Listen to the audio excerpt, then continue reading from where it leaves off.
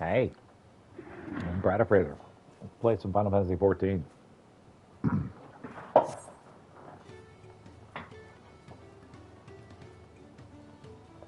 All right, Thunderstick, what do you got for me?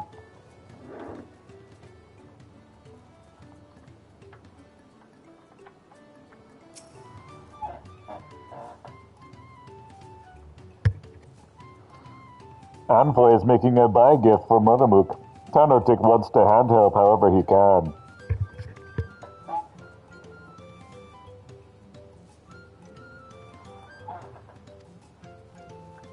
But Movelmook is very tight-lipped, hardly ever lip seals self-thoughts. Tanotik has already told Uplander everything he thinks he knows about her treasure.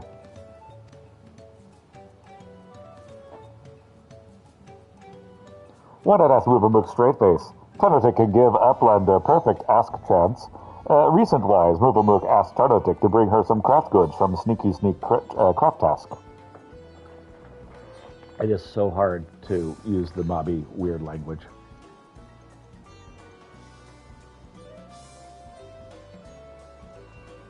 He managed to obtain the toolbox she ordered, but the second craft good eluded him. Tanotik is shamefaced for his failure. He wants to mend make for hope smashing. So he sends for strong-arm adventurer who can succeed where he failed. Go, take the toolbox to Movelmook and tell her Tanotik sends you to hand help with a craft task. Lowlander hand helps not only craft hand, but help hand too.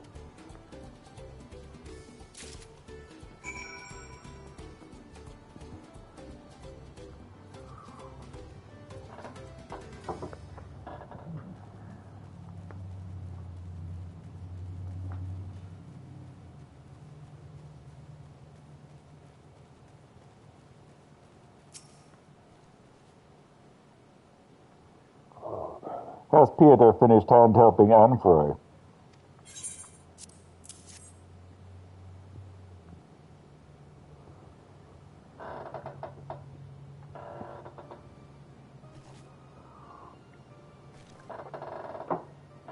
This is from Tarnotik. He told you about my super-secret craft task game. Heart swear Movelmook didn't lip-slip this to any mobby else. Mm-hmm. Many thanks, Pieter. If you'll not be hinder medley to your help task for Anfroy, it would be happy feels to accept your offer. Movelmook is trying her hand at crafty making. She wants to crafty make a special buy gift for Anfroy.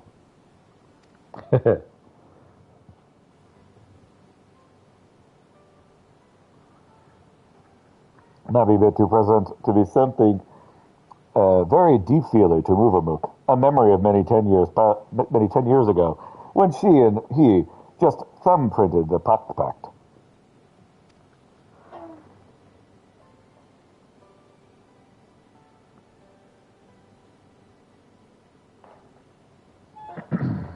Movelmook found in Anfoy a glitter-sparkly ruby, the perfect middle bit for a piece of pricey dangly jingle. But Anfoy's spicy pincer slipped and left bad scratch on the jewel. He was so shamefaced about it, he teary-begged Movelmook to take it, and never let any mobby else eye-catch his puxy work. Movelmook has close kept it to her heart ever since.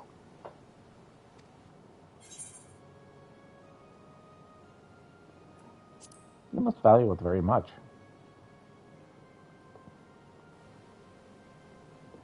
Did Tanotik tell you about this too? My most high-valued treasure? Yes, it is the ruby.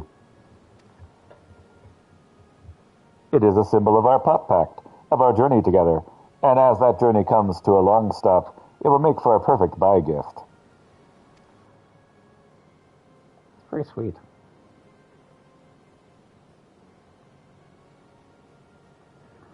But as Tanotik's tongue flaps tell, Movelmook needs certain other crafty goods to make this buy gift. She would be hearty thank for Pieter's help, so long as he is sure to hush-keep it from Anfroy. Oh, yeah. First things need to surely make that Anfroy is full hands with busy work. Can't risk him eye-catching with Movelmook and Pieter are doing. Would Pieter safe check for her? Absolutely.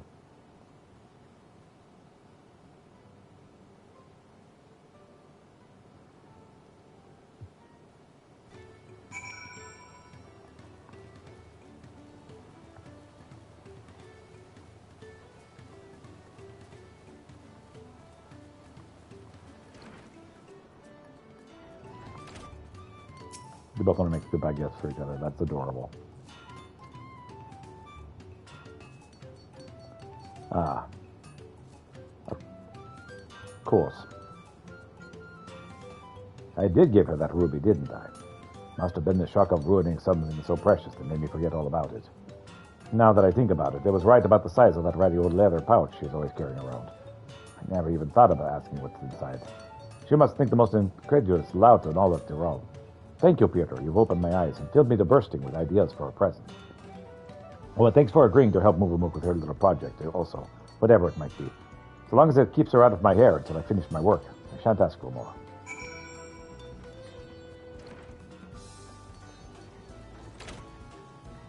So we're going to have a situation where we give away our greatest gift to each other. Because that's happened before. And for his busy hands with craftwork, then let us be busy hands too. Mook knows who crafty stuff for buy gift can be found. As soon as you're ready, let the grab task begin. Let the grab task begin. Let's go. Ready, Peter? Then let the gather task begin. Our aim place is many fires over the river to the east. Let us meet there, and Mook will mindshare more. All right.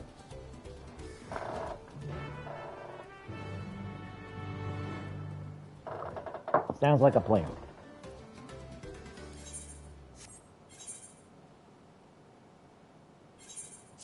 Too many fires. Too many fires.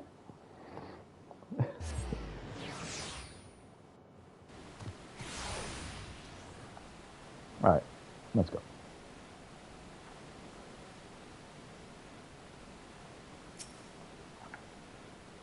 Hail, Peter. Let us be fast acting. The craft stuff Mook asked Tarnatuk to collect was steel-strung hide string. Mook ordered it special-wise from Stuff Center to Tuilelau. Little luck, Stuff Center's wheelie wagon was upheld by storm. Only way to get hide string now is to make Mobby self, but for that Mook will need good hide. Big Lux, the Tegu who live in the southeast of here, have very good hide indeed. Could Pieter hand help Mook by seeking one and skin stripping it? All right.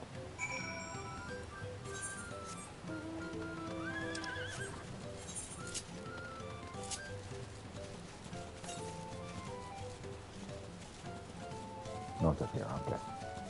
Northern area.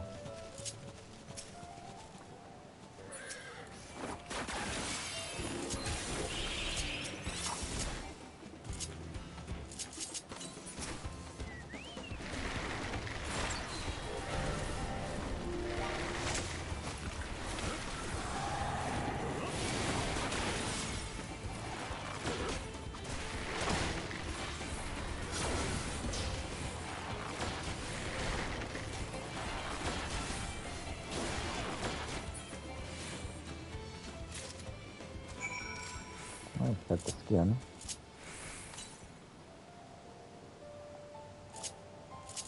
$5.51 miles to the south.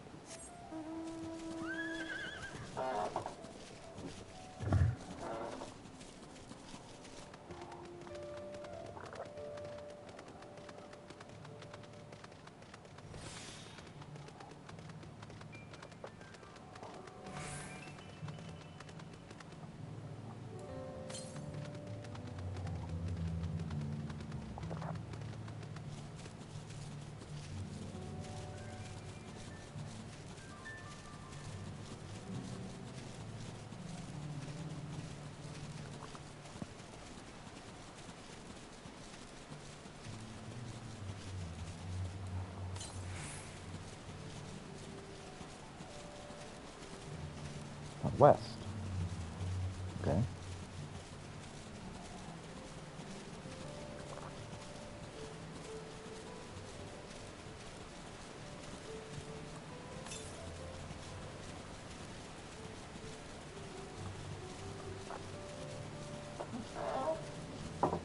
There it is.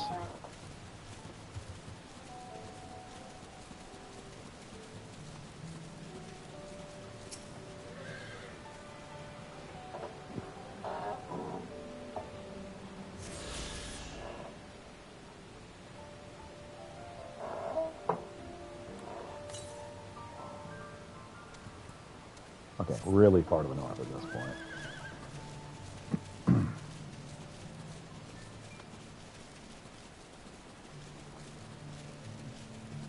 Can I activate this one?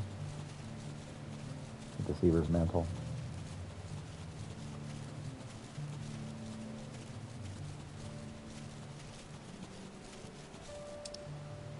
Okay, very good. Back to mini-virus then.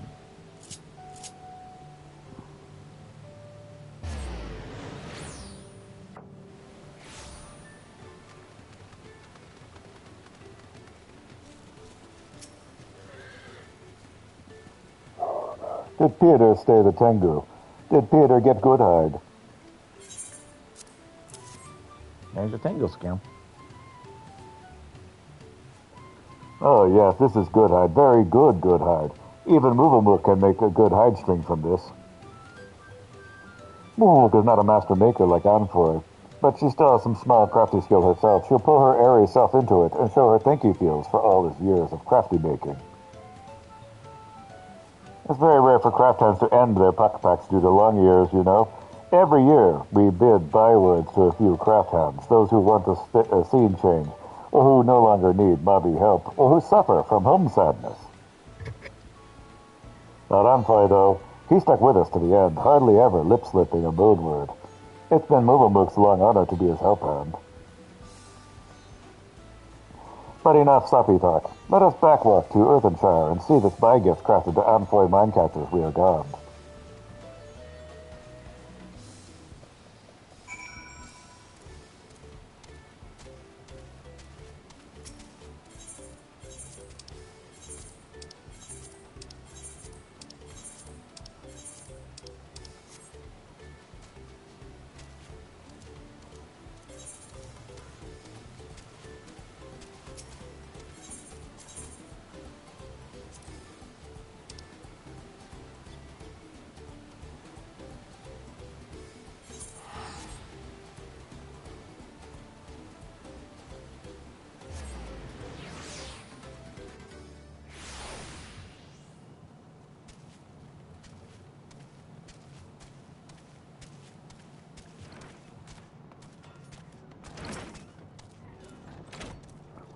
Theater, trouble times. The crafty making will have to wait. What's the matter? Anfoy is nowhere to be eye-cast. He vanished from the village. That is a problem. In past times, Anfoy only ever sneaky slipped when he was heavy burdened with crafty work and needed a snooze rest. Why would he sneaky slip now?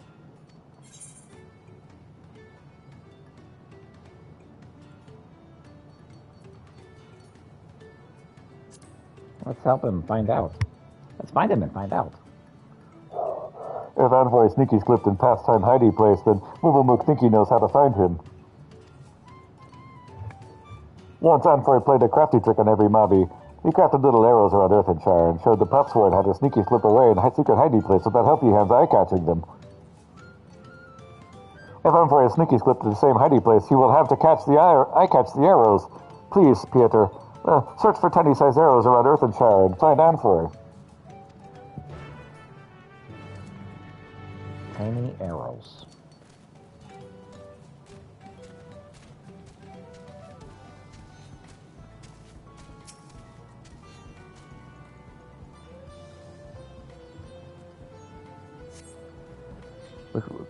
That looks like some old graffiti. The symbols are too weathered to read, but best you can make out, none of them was ever an arrow.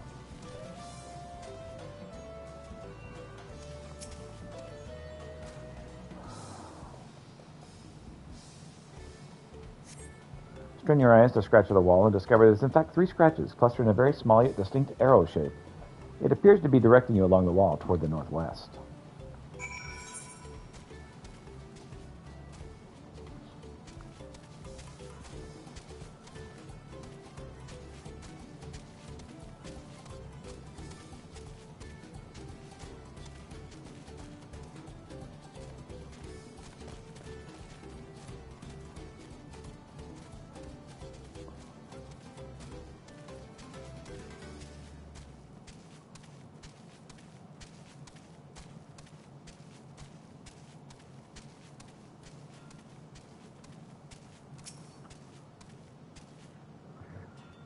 Mark, mark. Then an arrow pointing out the village toward the west. Must be a direction which Alfred left Earthenshire.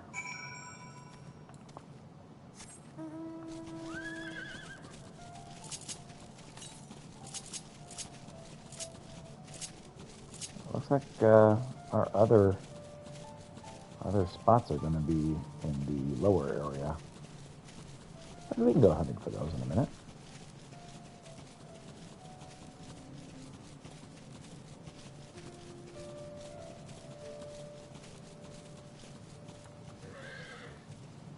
Well, this looks like a problem.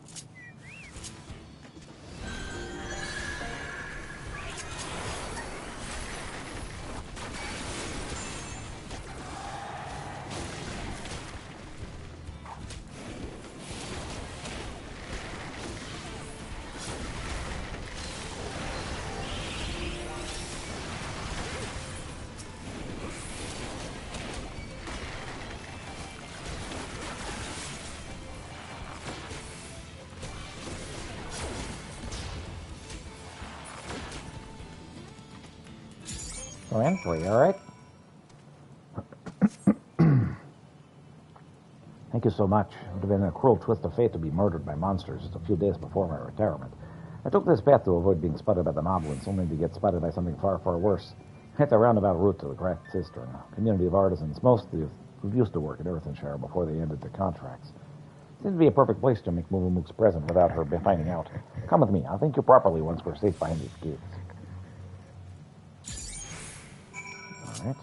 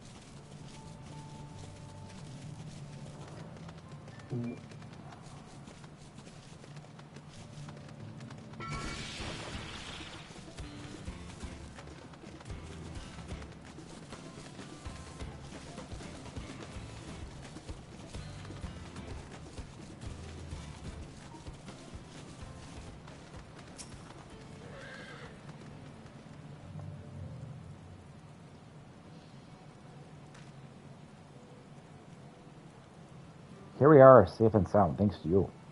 Before we start work, let me introduce you to a good friend of mine, Peter. Meet Rustin, the finest artisan in all of Tyrol. Oh, don't listen to a word he says. If ever I had any real talent, it withered long ago.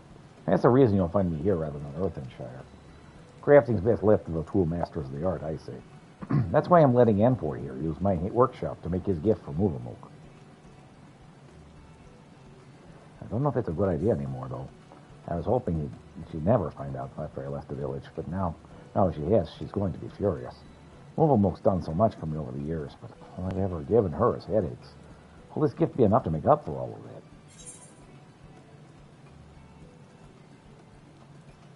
that? I'll find out when you give it to her.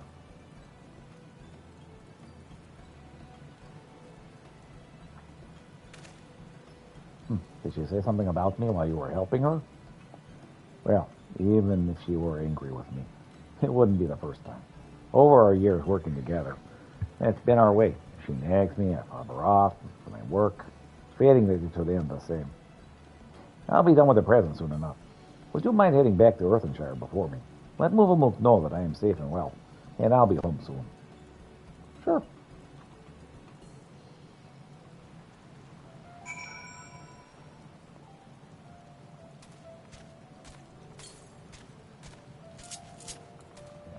All stuff that is far to the north.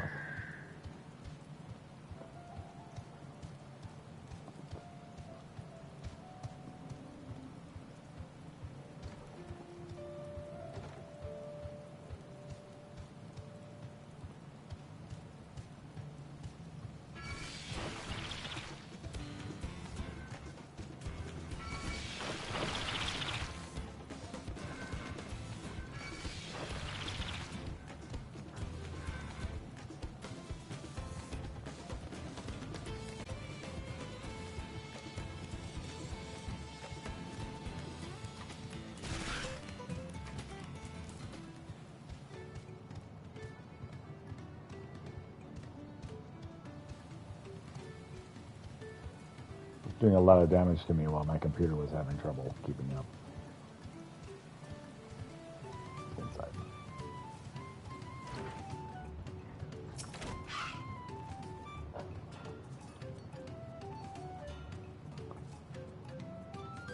The weightlifter here, but Envoy.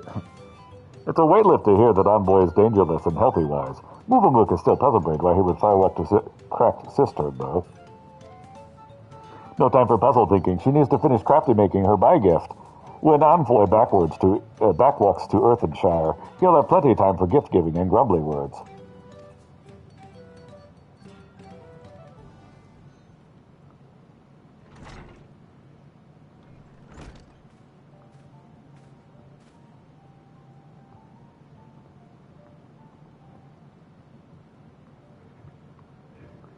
How many times must we trade lap flips about this?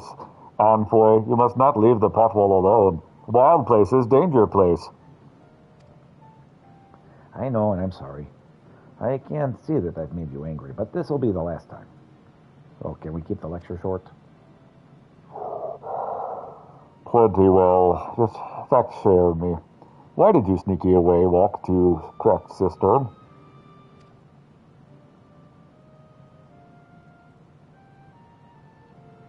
Yeah, go ahead and tell her.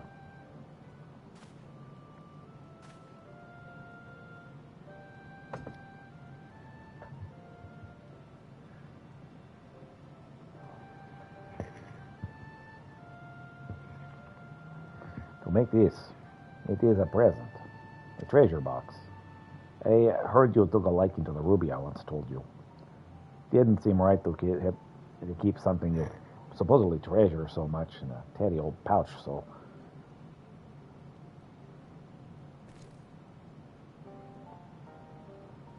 This is from Mook?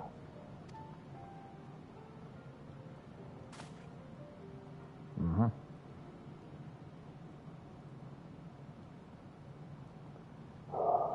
Envoy hides his deep feels with grumbly words. So Mook replied with grumbly words too.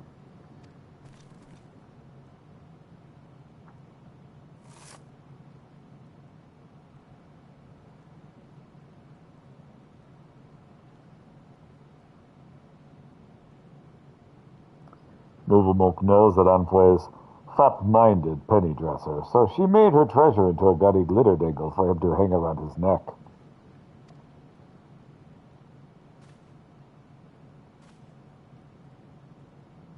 You made your treasure into a necklace, and you're giving it to me?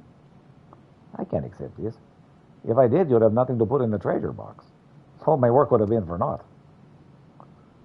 Envoy must accept it. Mook made it special-wise, so that even after his pot pact ends and he leave take Earthenshire, he will remember our long times together. It's adorable.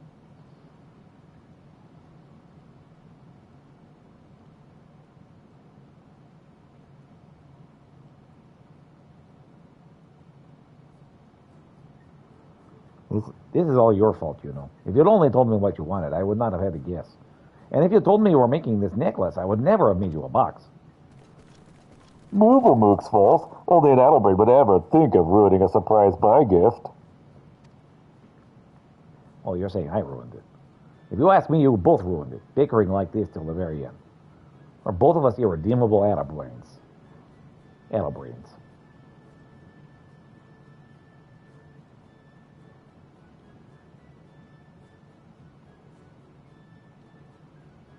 Though we do have a knack for handicrafts. This necklace of yours is a little rustic, perhaps, but anyone can see it was made with care. As for the box, take it. Perhaps your next potsworn will earn you enough to buy you a better treasure. Ha! More grumbly words. Mook has many smileful memories, exchanging them with Envoy. This is the most smileful of all. Only damp eyes, that it may be our last.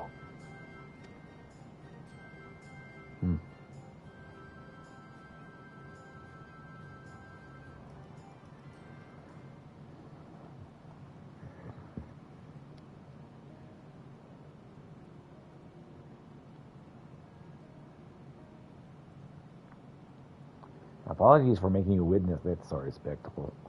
Thank you, Peter, for always helping with Movamuk's gift, and with mine, too, apparently. It wasn't quite the perfect farewell scene I had in mind, but it was perfect for us. Our pot pact is at an end, and so we must go strange ways. On for it to a new life, Movamuk to a new craft hand. But so long as we help hands fast keep the trust and respect we hold for one Potsworn in our hearts, the hand pass those same friendly feels to the next generation, and the pot pact shall live on. Awesome. Well, I suppose I should start packing. Although my pot pack may be in an end, my career as an independent artisan is just beginning. I expect more gifts where that treasure box came from. Huh.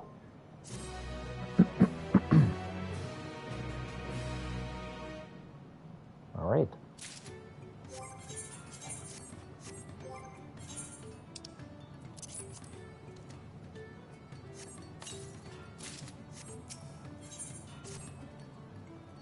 Movamuk and Envoy's pot pact is at an end. Now she must hand help others. Sad feels. Her next craft hand will not be dedicated yet, so she must hand help in other ways. First wide by caretaking ask tasks. Movamuk received send word from many fires that there was an ask tasker there who wished to ask of us. A fighty hand of the Landsguard by name of Nahanshi. Oh, really? Oh, is he a friendly face of yours, Peter? Then we must come with Movamuk to exchange greedy words. Don't be so greedy.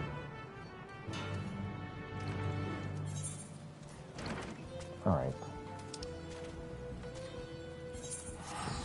Skip straight to my fast mini fires.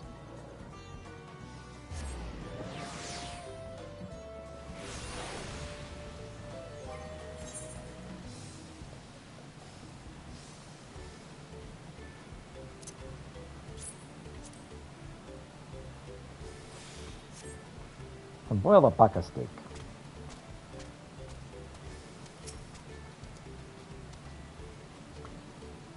Peter.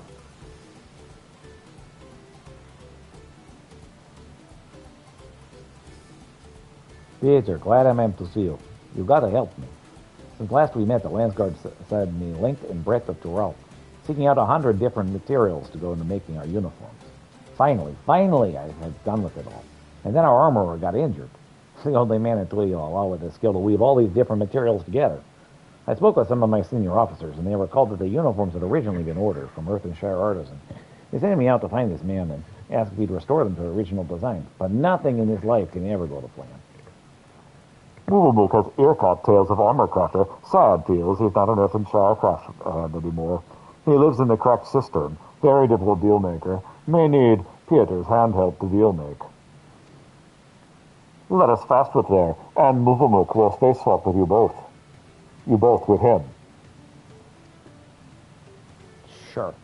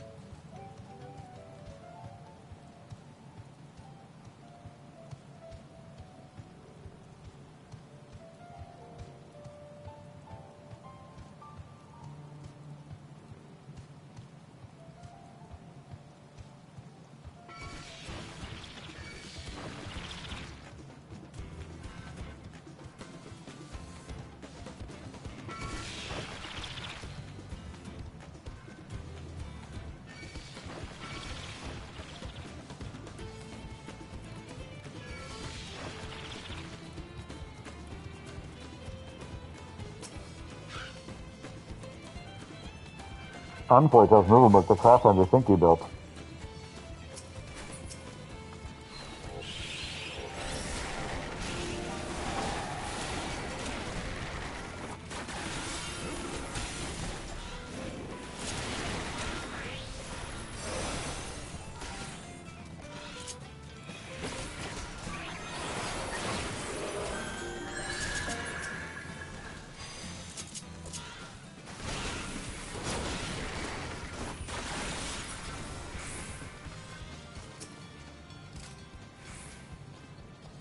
I was just about to send off from my travels when Movable barrels into me. Town demands I help her with one last task. Do you know what this is all about?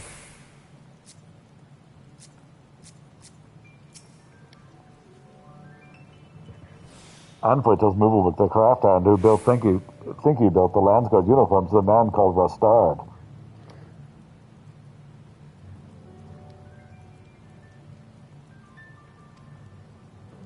Rustard is an armor maker from across the wet plain. One with such crafty skills, Dawn Servant gave him ask task self-wise. But some years ago, he said this crafty skill is started to off-drop, so he ended his pot pack and moved out there. But if Mook asks, Rustard will say no, and maybe friendly face Antwerp worldly-wise Pieter can mind change him. So that's your game bringing me here. Well, all right, I can't hurt to try.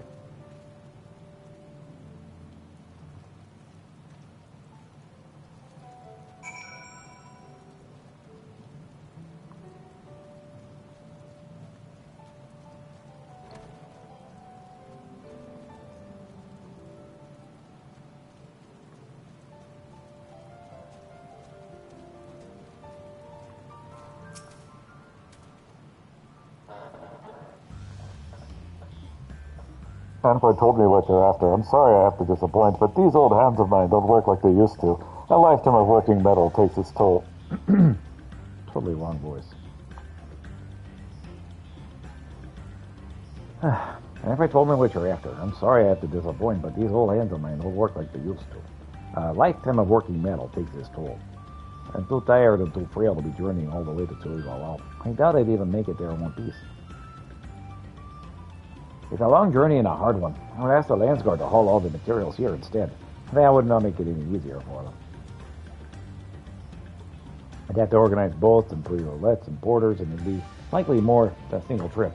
Any ideas how we could ease the burden on both sides? Some way we could meet in the middle.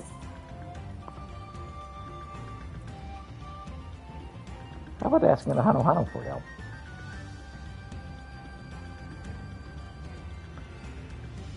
That could work. Now, Kano's not far and has a boat landing. No need for Ruston to risk the rapids, nor for the Landsguard to haul all those heavy crates to the top of the falls and beyond. If we can convince the Hano to let us set up a workshop here, it could be the answer. Can we? Oh, I can totally do it. They love me.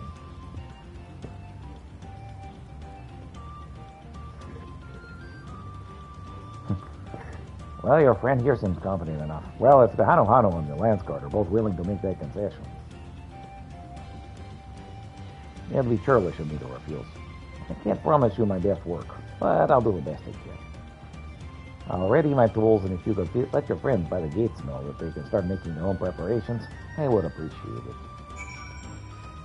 Okay, hey, sunrise.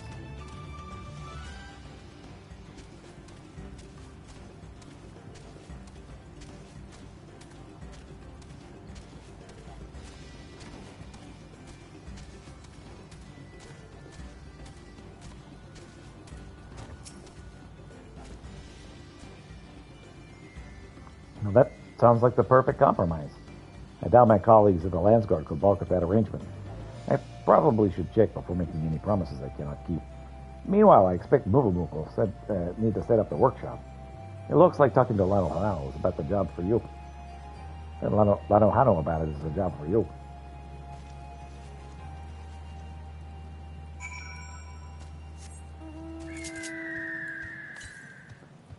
All right. Let's get as many of these aether currents as we can along the way.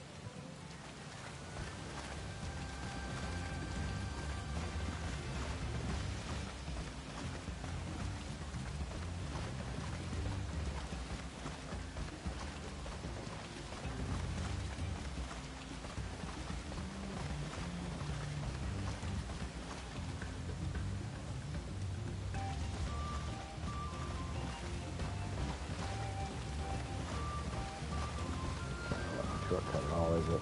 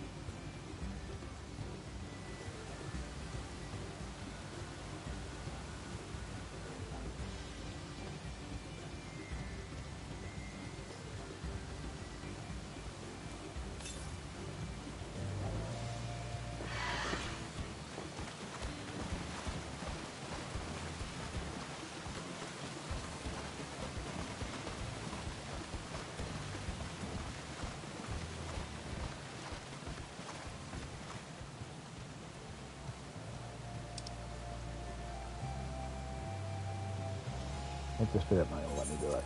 So let's just cut our losses, fast travel, and get it from the lower depths, so to speak.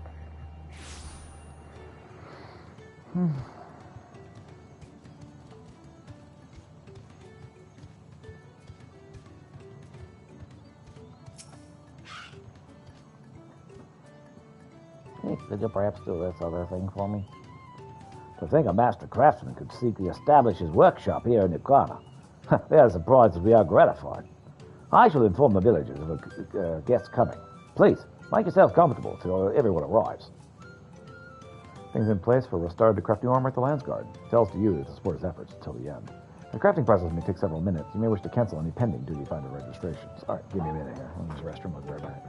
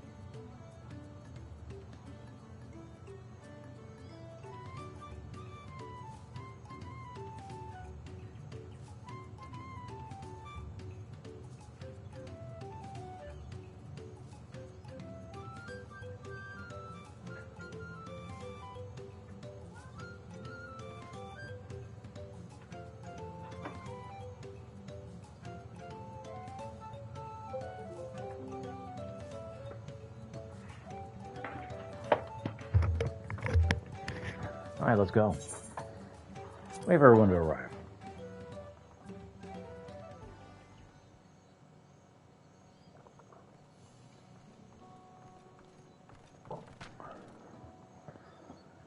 Hello, everyone. Well, it looks like we're all here. Thank you for making the journey, Rostand. Not at all. After everything you've done to accommodate me, only right that I return the favor. The Landsguard uniforms came from very few flavors, so I was thinking I'd make a sample of each. Starting with yours, Nahani, the Peacekeeper's uniform. Sounds great.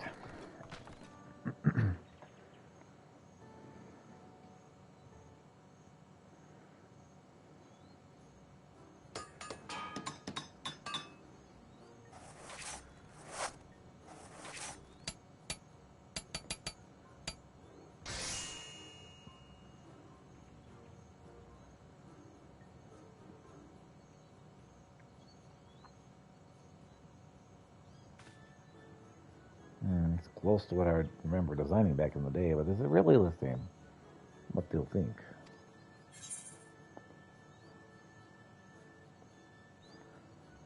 Don't ask me, I don't know. Same here, perhaps I should start again from scratch. If I learned anything over my career, it's that you should trust your instincts and those of others. I should make it again and again and again until I know it's perfect. You know what? It's perfect. Really think so? Well, if a fighter like you thinks it'll serve, I'll trust your judgment over mine. What sort of armor can really just paint a picture? So long as it doesn't protect its wearer's life. A little more than a painted funeral shroud. I remember Bulal Jaja went to my sample hammers and tongs with cell and sword to see how the mannequin survived. First few models, all was left with ash. It hurt my heart to see my creation so thoroughly laid to waste. But I soon learned anyway. On to the next pattern.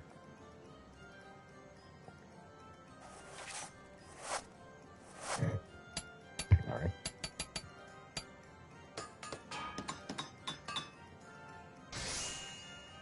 Bling. That's got a lot. This is for the front line fighters. The lighter construction allows for more movement. It's different, but is it right? Is any of this right?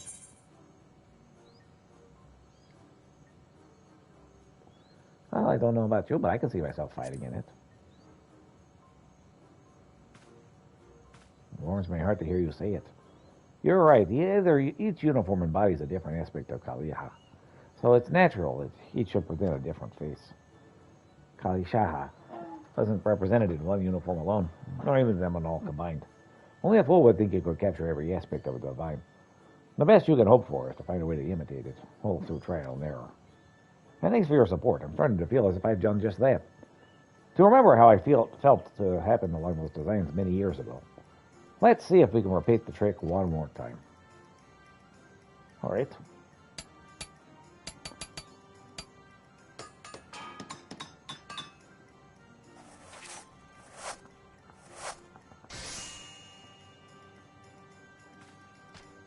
Oh, wow. And that's the last of the lot. I gave it my all. Was it enough?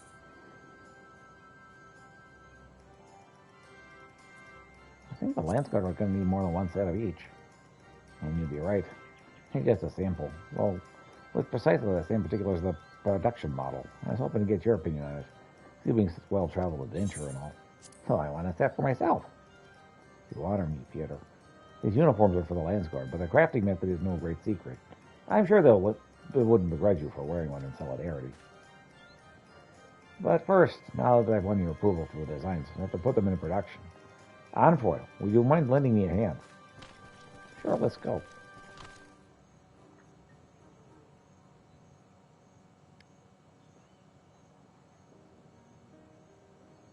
Trembling lower lip.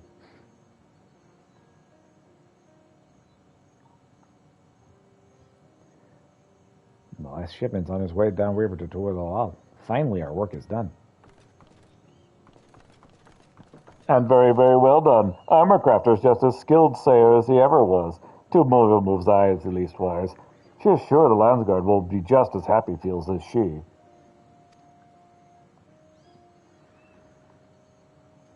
So am I.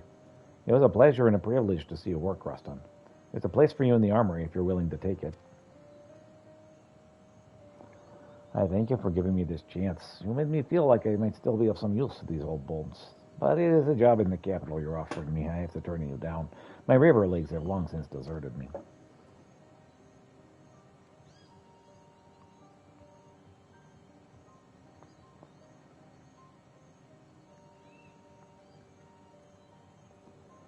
Why not simply continue this arrangement?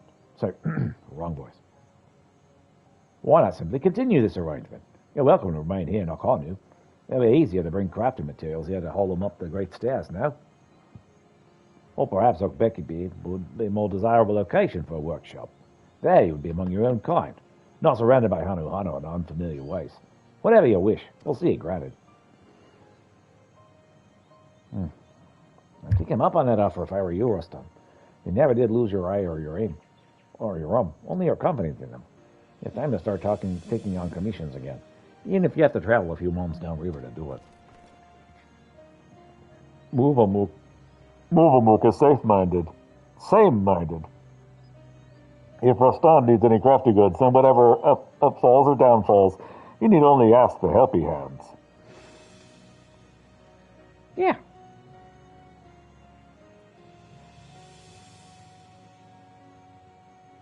Well, if you insist. Excellent. As soon as I get back to Tuyulala, I'll let our armorers know that we have a friend in Kozama Uka. I'm sure you'll only be too glad to share the burden. And shall we, As shall we, This shall mark the beginning of a new era of cooperation between Moblin and Hanu. Movamook future gazes too. Many thanks to Ruston for bringing us all together. Sure.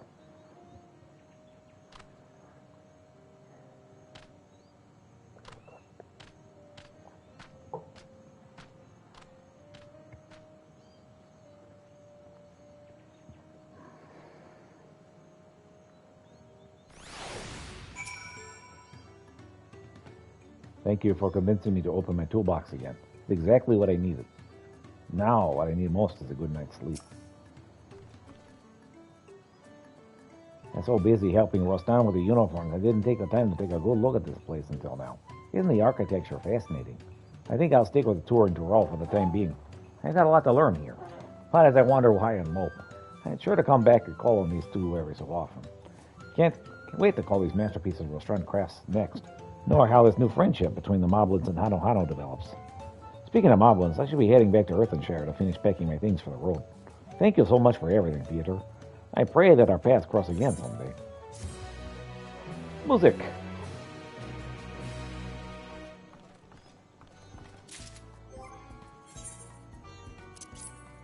A Store of Pleasures orchestration roll.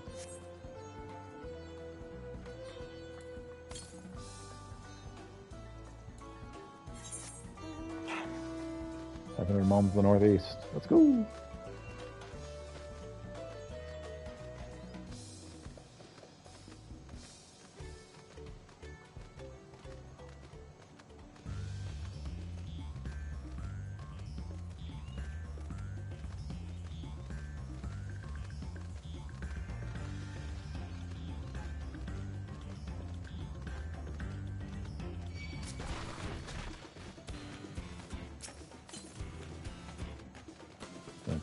Y'all moms the northeast.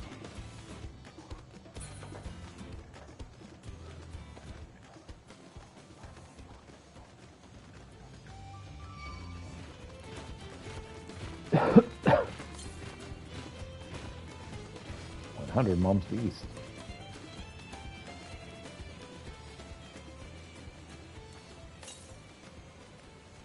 And 7 moms.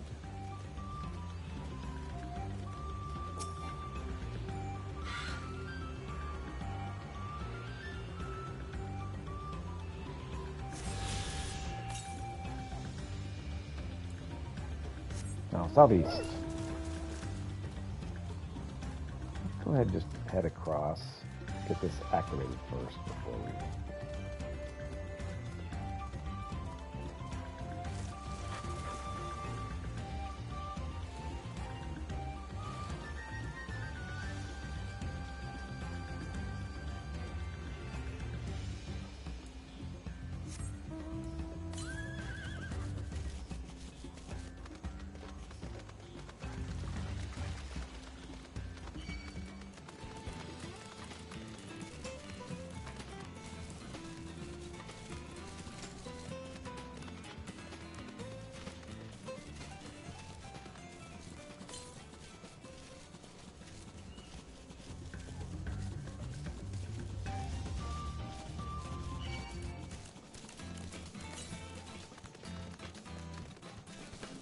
there it is.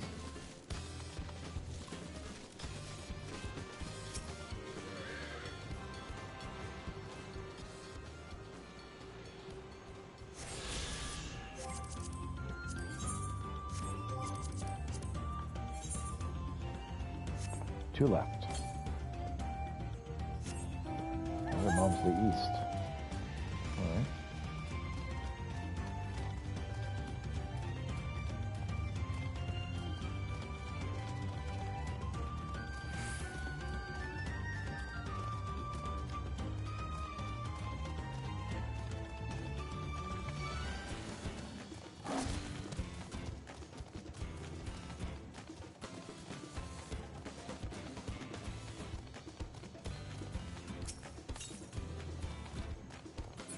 Got 43 moms to the east.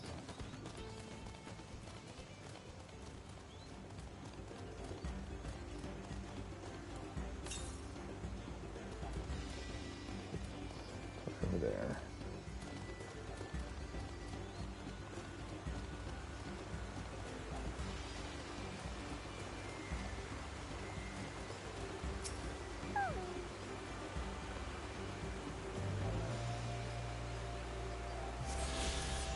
Okay. One left. Where is it?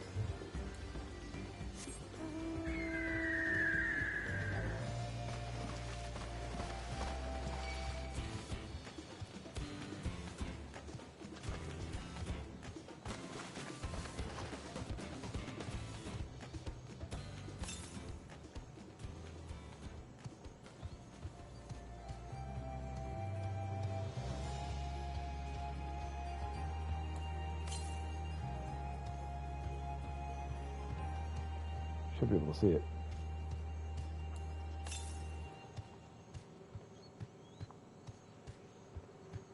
There it is.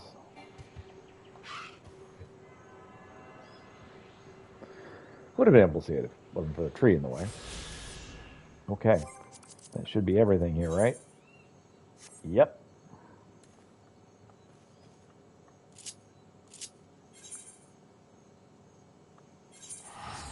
So now let's continue to speak with Wak Lamat and continue the shape of peace.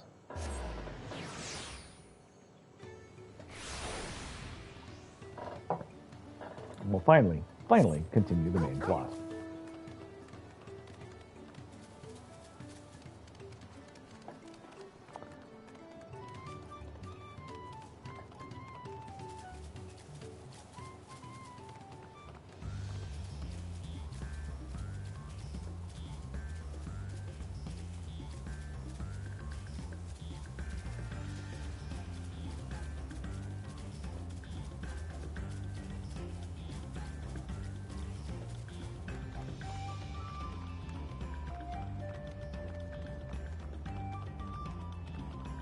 All right, Wak Lamat, let's go.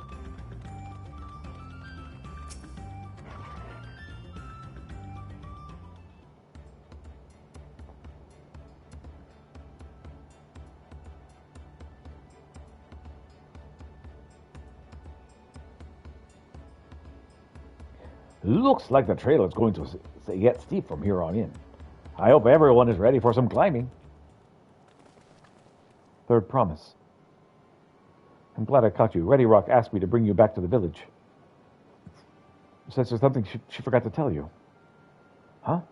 Something other than the keystone. Yes, an item of great importance, or so I was told. It shouldn't take long. If you would please follow me. Well, all right. I wonder what all of that is about. Well, no need for everyone to come. I'll be back in a little while. No need for everyone to come. I'll be back in a little while. Kind of suspicious, ain't it? I'm sure it's funny.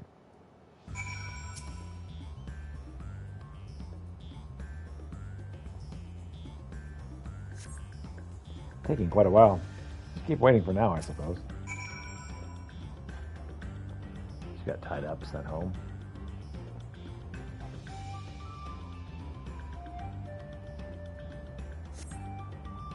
Perhaps there were complications. Well, let's wait a little while longer.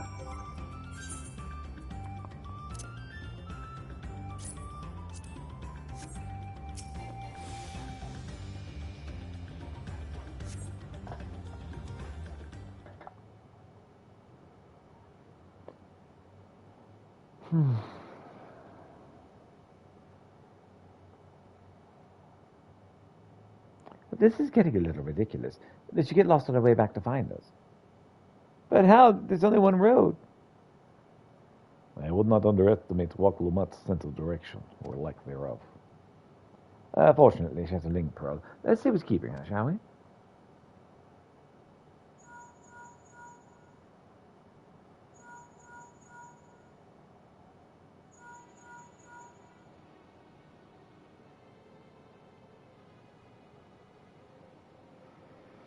She's not responding. Perhaps we should all return to Earthenshire. 'Twas Ready Rock who had business with her, yes? Uh-huh.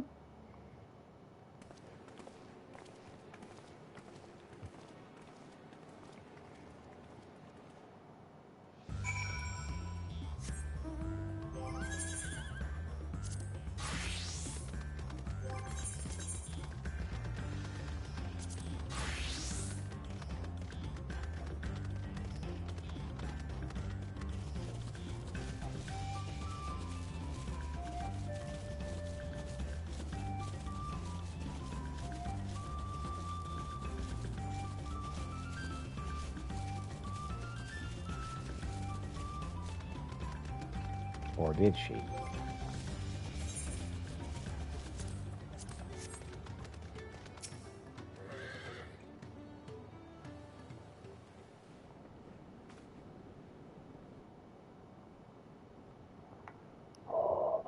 Back again so soon?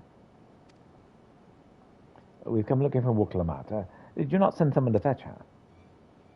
Ready Rock did not. Neither has she seen the third promise since you were last here.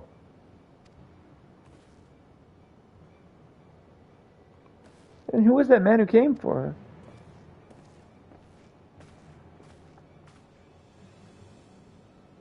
Oh, I thought you'd left already.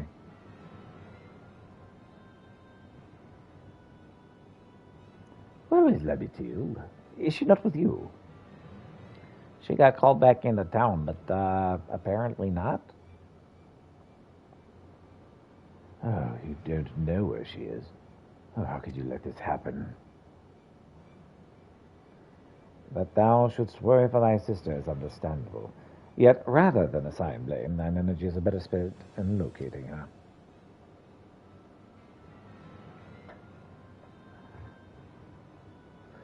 I will help you search. This is not how I'd wish a fellow claimant to lose the contest, and my sister least of all. In that case, dividing our forces to allow us to cover more ground. Piet and I should work together at least. The better to facilitate communication between our groups. Sure. And the rest of us will split up. Report in should you find anything.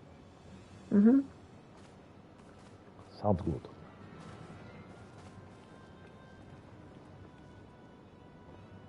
We'll be on our way as well. Right. Keep in touch. Mm-hmm.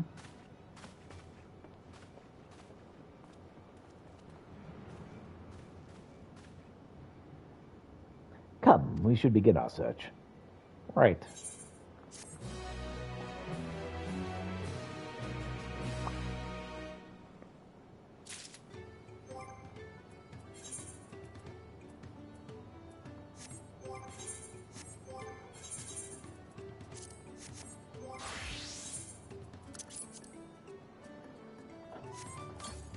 All right.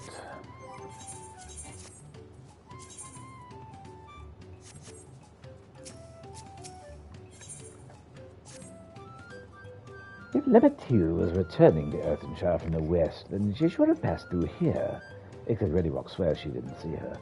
In which case, it is entirely possible Lebetil never made it back to the village at all. The only way to be certain is to ask the sentry stationed at the opposite entrance.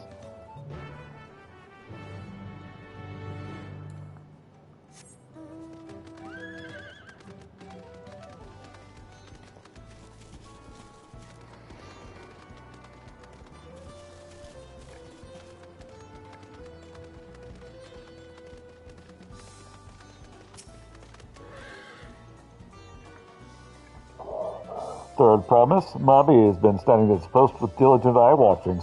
He has seen no claimants pass this way. Oh, what of Tawatata and the brightly colored hair? Mavi knows something of this one. He hears tongue flaps about Pelu Peddler from many fires who was attacked by a crazy hair bandit on the road. There we go. A bandit, you say? Thank you. You've been most helpful. My sister's clearly not here. I wish it were otherwise. We must consider the possibility that a Tawatawa messenger and the brigand described by the sentry are one and the same, and that Lanatil is in very real danger. Come, let us search the many fires. I'd like a word with this peddler, should they still be around.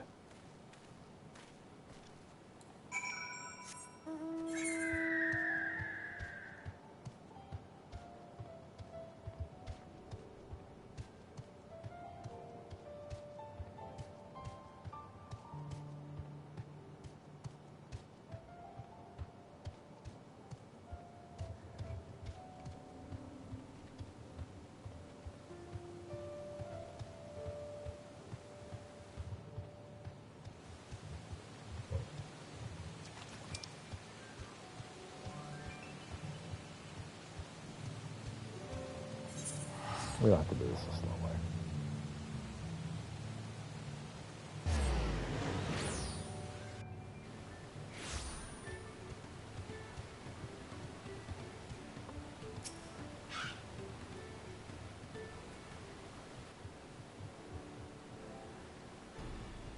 Was there something I could help you with? I'm told you're a victim of a bandit attack. Could you recount exactly what happened? My goodness, I thought I recognized you. I'll tell you everything I remember, second promise. It was that scoundrel, Alkevza, who ambushed me. You know the name of your attacker? There's no mistaking that hair. All of my peddler friends have stories of a notorious bandit leader and his predations. Oweka and his gang will stoop to any low for the sake of new pellet. And with no fresh quarry coming up the broken stairs, they've had to become more creative. Little wonder he went after Lemati. He likely thinks to ransom her for a royal sum. I expect he'll soon make his demand, but I don't intend to wait. We'll find this villain first and deliver his desired payment in person. What say you to a small deception? I assume the role of a well-to-do merchant to lure Obesa for hiding. Then, when he comes sniffing around, we'll catch the rat by the tail. Sounds like a plan. All right, let's do it. An excellent plan. And I have just the right garments for your disguise. Especially discounted price, of course. A brush with brandy doesn't dampen your mercantile spirit, I say. Very well. I accept your generous deal.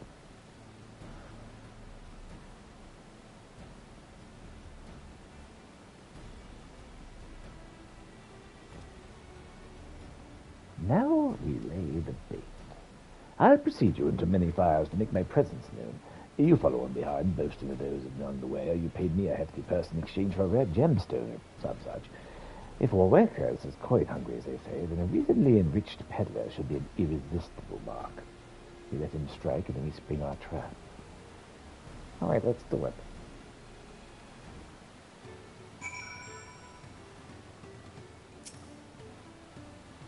Time to play our parts.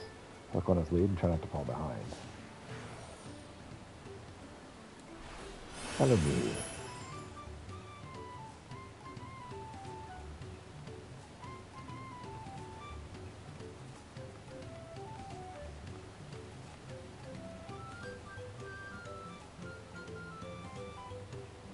You're really slow, you know that? Someone is supposedly clever.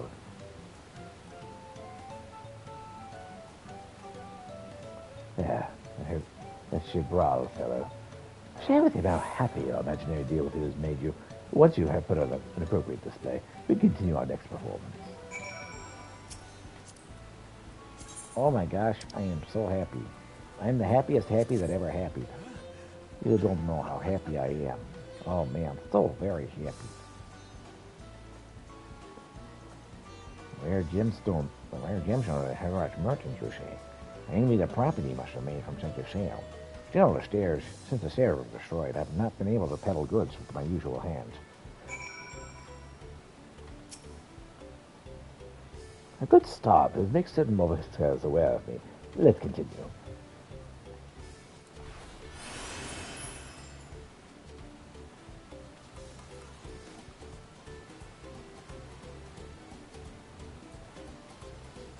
That moblin over there looks amenable to conversation. The stage is yours, Robley. It is yours, Pieter. What can Mobby do for you? An enthusiastic Moblin's full attention. Play the role of happy collector who's acquired a rare and expensive gemstone. Oh my gosh, I am so happy I've got a gemstone that I can use for magic or whatever. Hetzer sold you a sparkle stone for your collection. Well, that explains your giant joy smiles. Mobby's happy for your happiness. Mobby's also jealous of the merchant and all the jingly shine he must have made. As well you should be. So much jingly shine. Oh, that should be enough.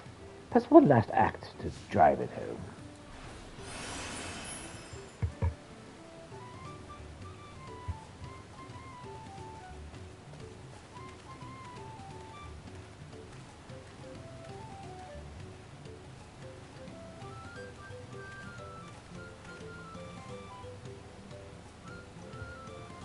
See that cheerful peddler?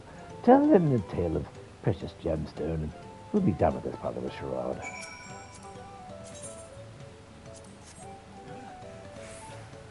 Oh man, I am so happy. You have no idea. The passing peddler of the very gemstone you sought for your collection. That is a stroke of luck. Now wait till the merchant who just pleased to fill his pockets with your grateful coin, eh? Well, we can hope. But I am inspired to go and earn some pell of my own. Who knows? Maybe opportunity will find me, even if it's found you. Sure. See you, buddy.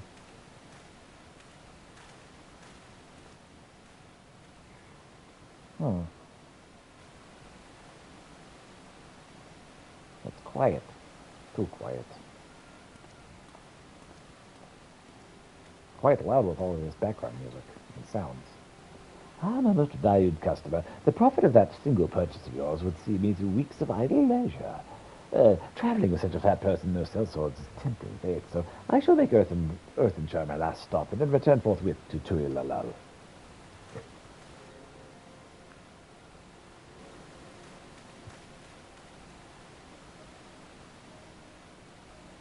You see that rat has come for a nibble.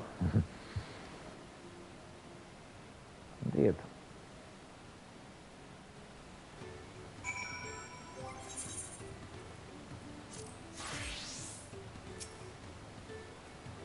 You played your part of protection, Peter. A man of many talents, just as Thancred and Oriange described. Now, let us lure Wawika out and spring our trap. Sounds like a plan, man. Let's see.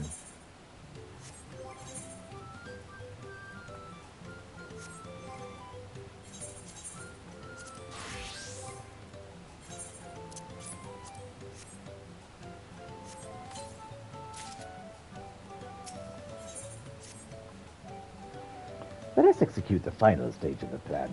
I will set out toward Earthenshire, alone and unarmed, the better to serve the active defenseless merchant. Assuming Wawika is watching, he'll likely wait for some quiet stretch of the road before accosting me. I'll be relying on you to follow closely behind, remaining hidden until the time comes to spring the trap for our bandit king. Just remember, we need him alive. All right.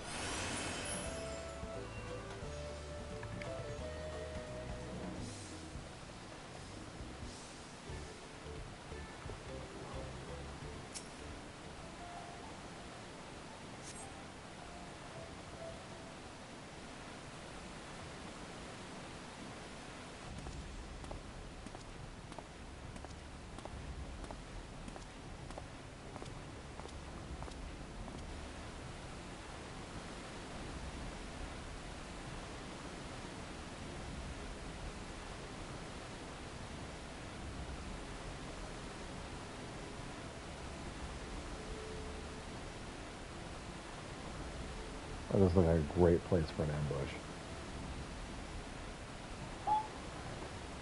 In between two rivers, no easy way to cross.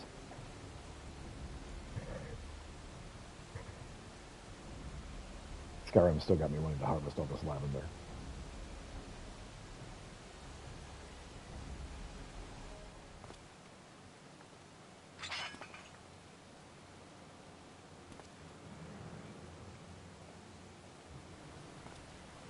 I hear business has been good to you, Master Merchant. How about you share some of the profits? And by some, I mean every coin you've got.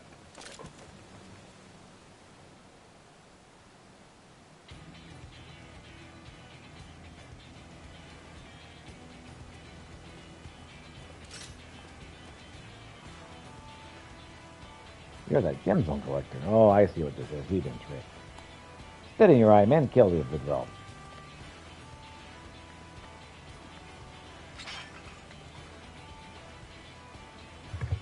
Oh, slippery vermin. We'll have to interrogate his underlings instead. If you'd be so kind, Peter, pray leave them capable of speech. Sure. I'll do my best. No promises.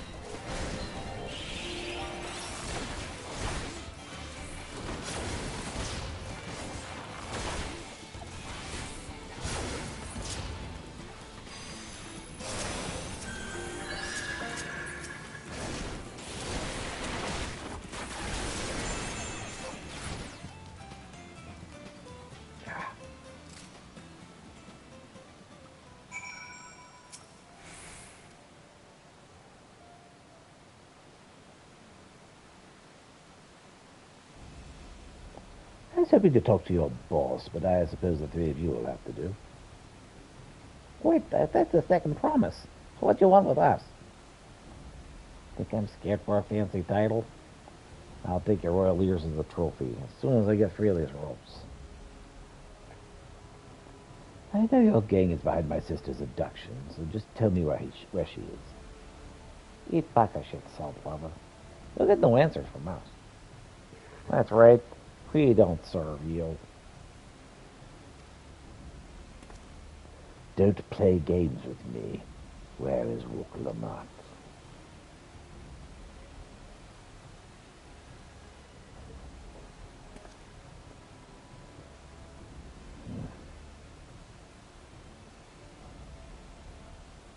I am fast losing patience.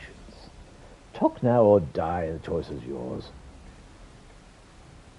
We were hired to nail the third promise, that's all. We don't know where they took her.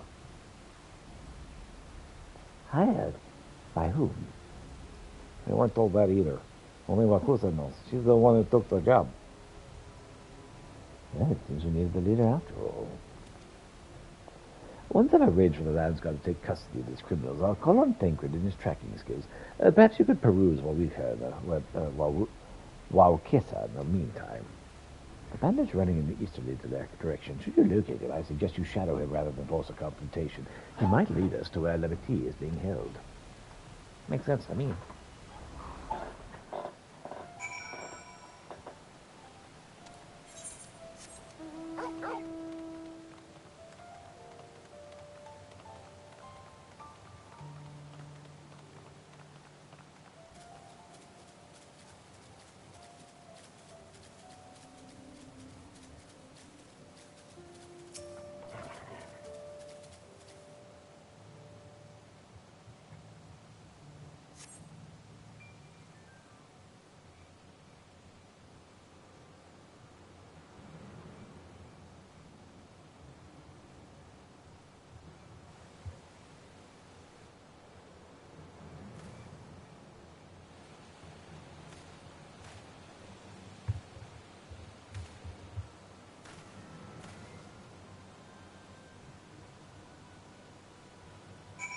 Survey the area from the vantage point. Oh, okay, so from a distance. Subjected to end of failure if you're noticed or fall too far behind. Should according to the effective note of the picture, the objective is also end of failure if you fall too closely. Keep your car in sight, but avoid stepping into the detection circle. If you fail to complete the objective, you can try again by returning to the designated location.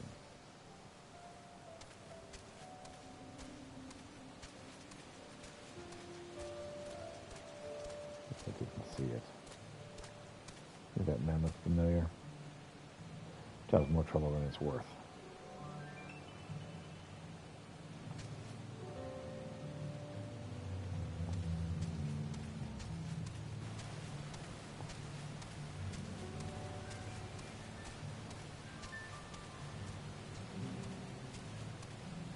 Like that.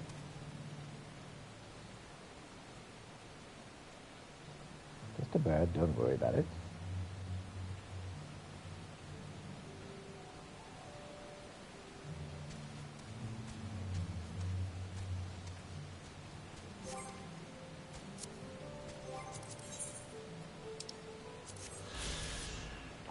First waters of the marsh is fed by the waters that are deep and crowded.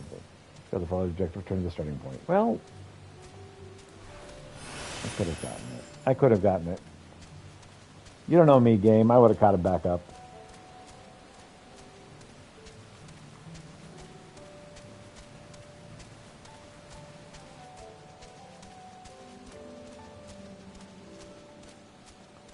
I got distracted by sightseeing. What do you want from me?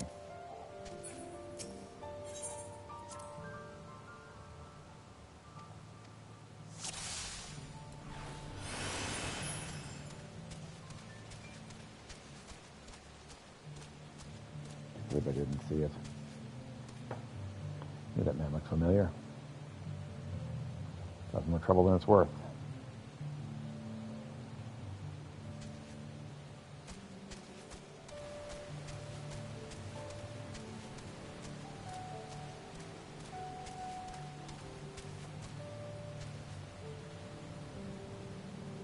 Who's that?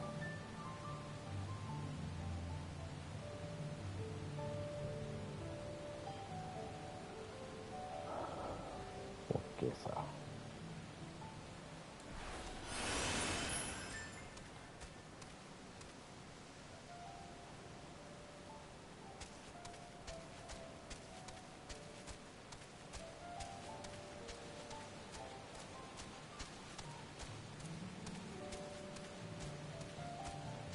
This is supposed to be easy.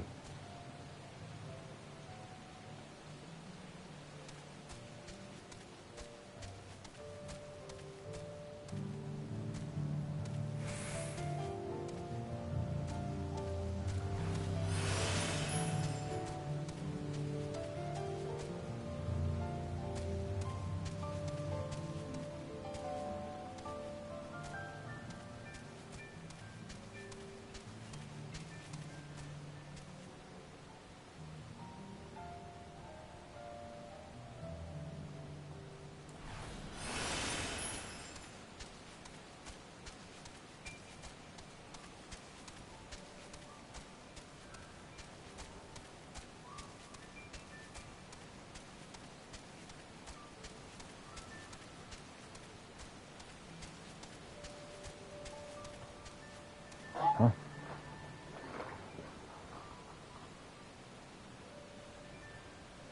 Damn nerves.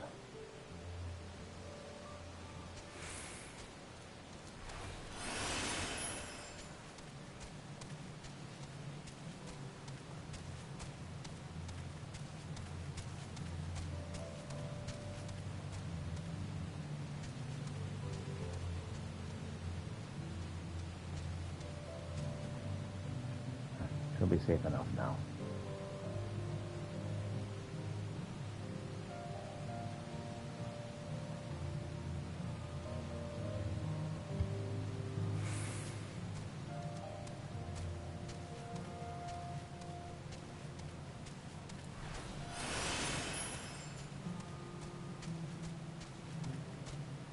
Need to meet me in front of the hideout.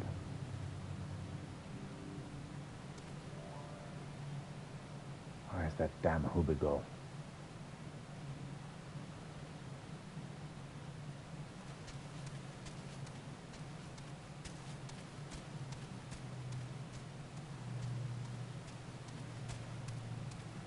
Duty complete. All right.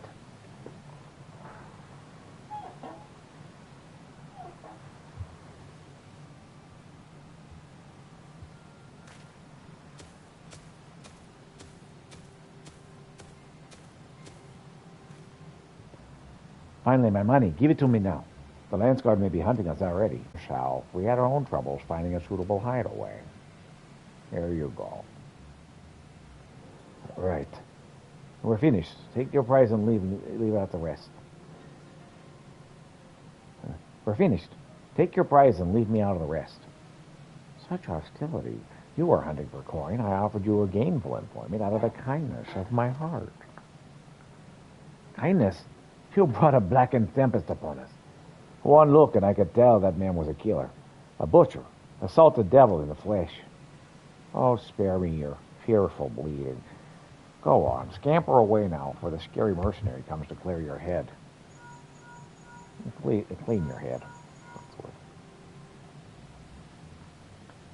Kwana told me the news. You found the abductor then. What's the situation?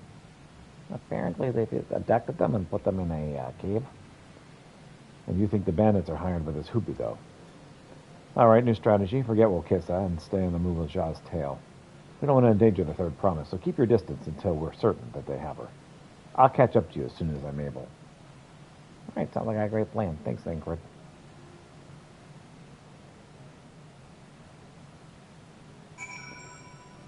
Wokissa without being seen. Success. Follow the Hubigo from a safe distance. The objective will end in failure if you're noticed, or if you fall too far behind. Should you fail to complete the objective, tell you.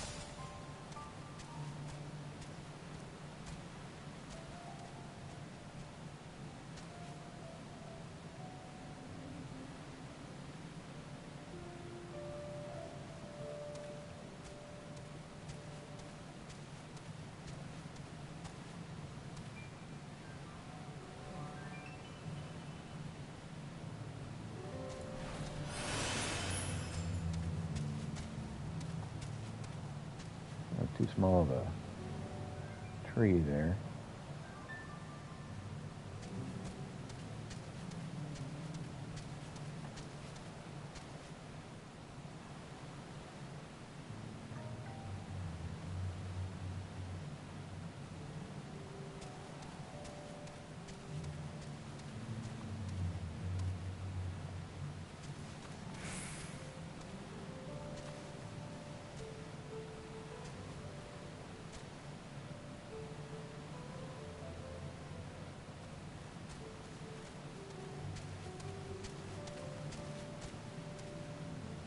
Huh?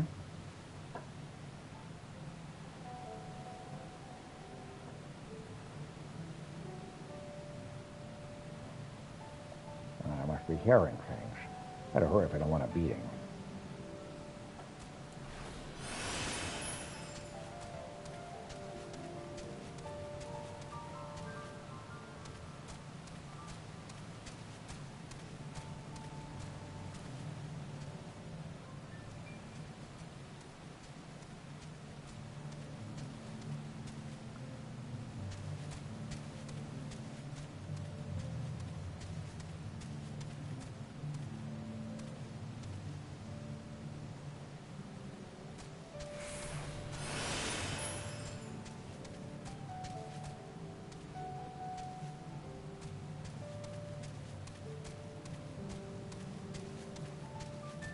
Duty complete.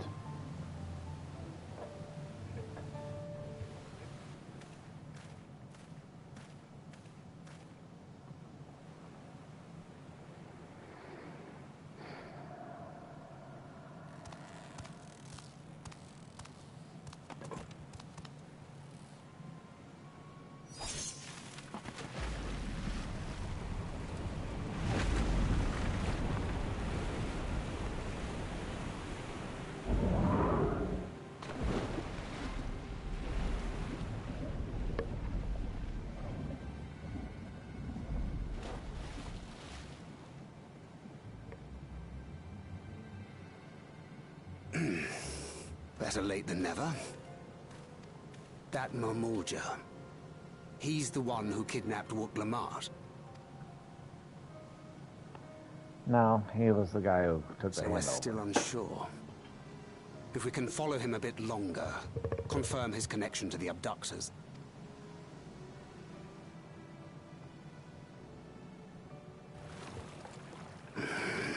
That will complicate matters.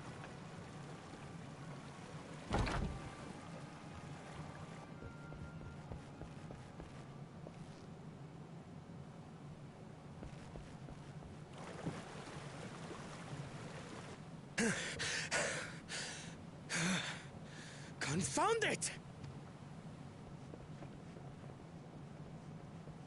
If I set out now, I can trail them along the riverbank. Do it! Even if it costs you the contest. What worth is the throne if I lose my sister to win it?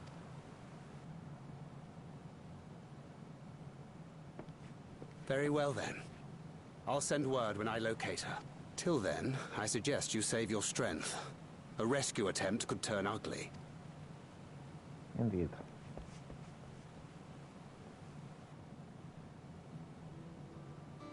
That Hubigo just now. I swear I've seen him with Bakul Jaja. Knowing the way that monster works, he probably hired bandits to kidnap her so he could steal her keystones. But even alone, my sister is more than a match for a gang of untrained ruffians. She must have been ambushed or deceived.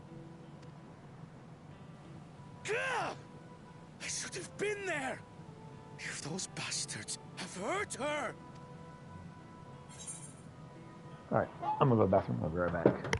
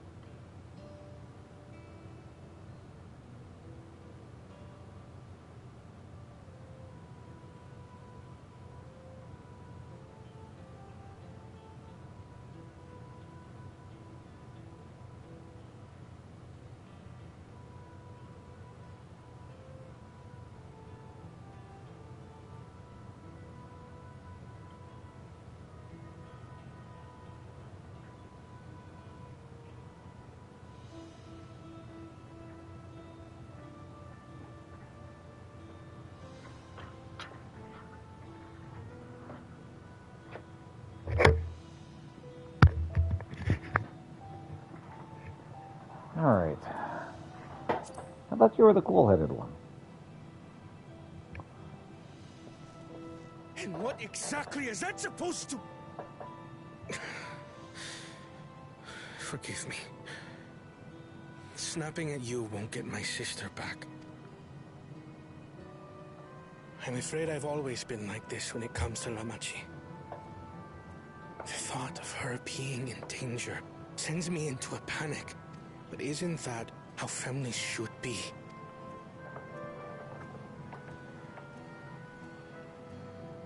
These days, Turali Mikote live however they please. But the clan into which I was born kept to the nomadic traditions of our ancestors. They herded their own neck across the plains, always moving with the seasons. During one such migration, my birth parents left me behind. A child. All alone. Without a single word of explanation. A chance encounter with a kind Pelu merchant was the only reason I survived. Taking pity on me, he taught me his trade that I might fend for myself. I became a stallkeeper in Tuliyolal's market. And that is where the Dawn servant found and adopted me. I had already been in the palace some time when Lamachi came to join us. Like me, she had been cast aside by her parents. I knew the pain of solitude and wanted to spare her that suffering.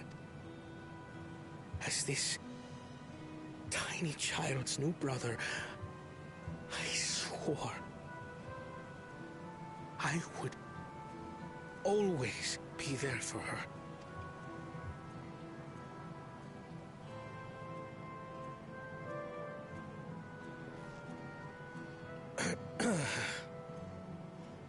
So, as you might now understand, I will stop at nothing to rescue her. While we await word from Tancred, I suggest we prepare ourselves to travel downriver. You have a boat, yes? Could all be a big trick. Yeah, they cut the Moors loose. Why release the Ponity if not to delay pursuit? If we were unsure of their guilt before, then this surely proves it. Before we act, however, let us regroup with your comrades. Would you mind making the call? I can do that. Oh, goodness, the sun just rose.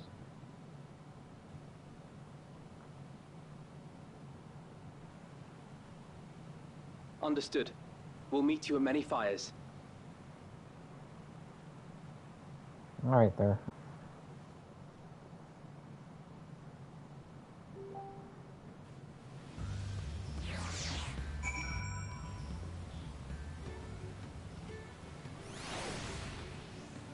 All right. Let's see here. Take a look. Wait a minute. I may have been putting rescuing Lamatia ahead of my own progress, but do not take that to mean I've given up on the contest. You understand how important she is to me. Yet, regardless of how close we were, I would have made the same choice. After all, if I'm incapable of saving my sister who's also winning the throne, then I'm not fit to inherit my father's heavy mantle.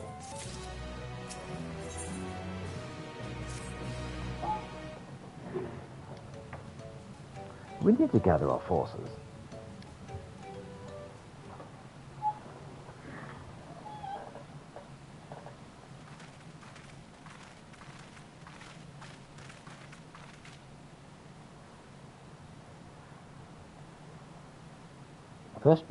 Firstly, allow me to brief everyone of the current situation.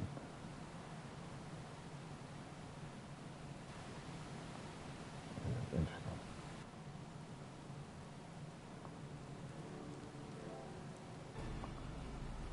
Thus, at the very least, we believe this Hubigo knows where Lamatia has been taken. Vankard is shadowing her boat as we speak. I'd like to join him in all haste.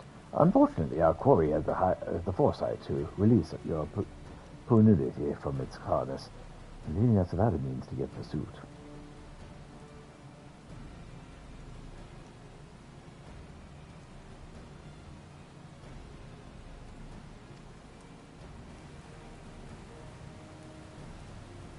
Avondale, as an expert in wildlife, what are our chances of recapturing the beast?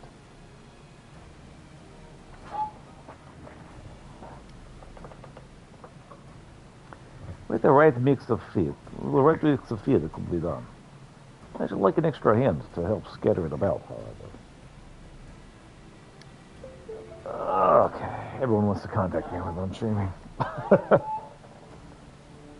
Would you accompany him, Peter? Sure.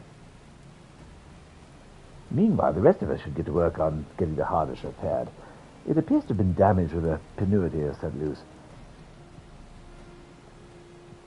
With all the peddlers in camp, it should have little trouble purchasing replacement materials. As for necessary metalwork, Earth and Shire's artisans are but a short walk away. Then let us divide the tasks and have at it. Of course.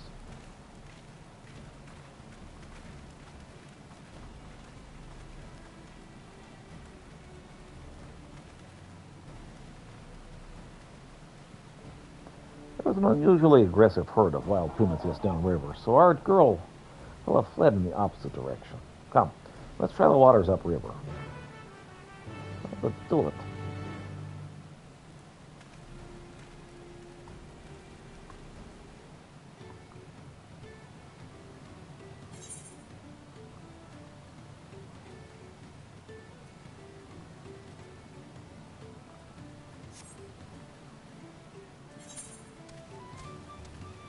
Where's our mender at?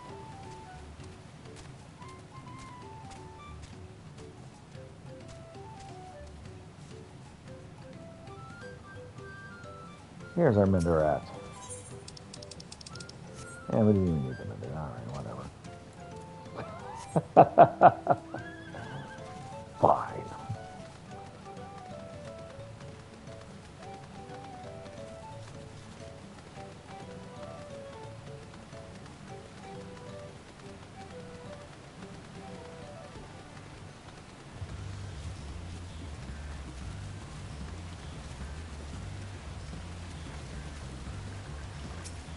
There we go. Assuming our tenuity has come this way, she'll be heading through a depths of marsh full of Lugaka. Only to lure her back to the shallows in the promise of food. Wild pelurids eat mainly aquatic grasses and plants, but the tame ones are often fed vegetable scraps. Knowing this, they added leftovers to the feed I prepared. This should help the mixture stand out against the marsh's natural scent. There you go. Lugaka's crawling with predators, however, so I'll leave it to you to scatter further deeper in. I'll be waiting for you near the shallows, and the rest of the Petunia's enticing feast.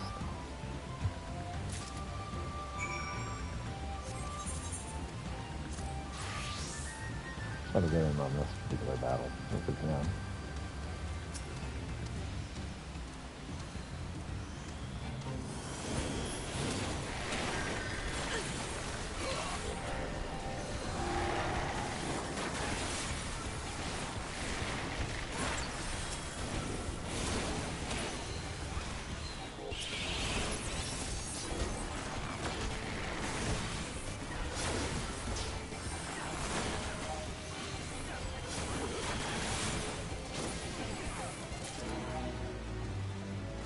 Hey, 16 bicolor gemstones. Just for showing up and helping a little bit. Definitely worth it. Alright, let's go ahead and continue forward.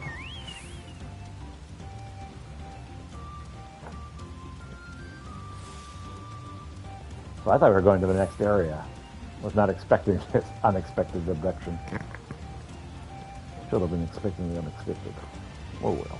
We'll do better next time.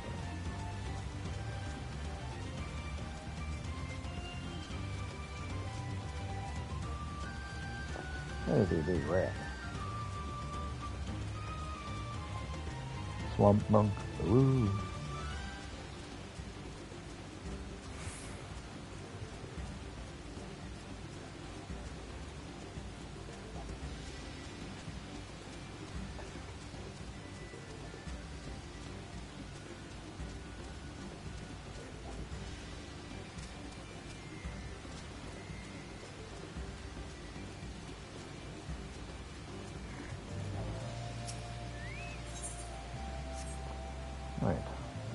feed here. Let's get our Envel's community feed near the water's edge.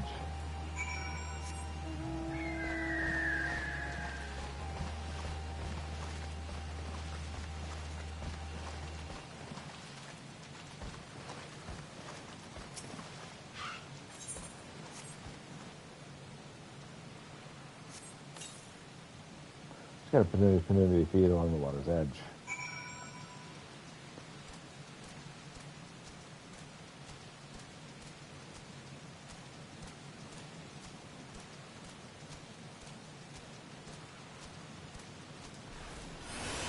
All right, Ellenville. Let's have a conversation. We'll sit. We just finished laying out the last of the beef. Step back out of sight and leave the rest to me. I look forward to seeing your animal husbandry.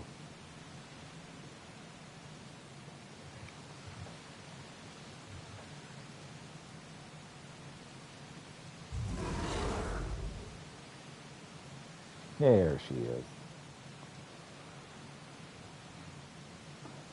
There's nothing to be afraid of. We just need your help one last time. You're hungry, I believe you. Come on with me.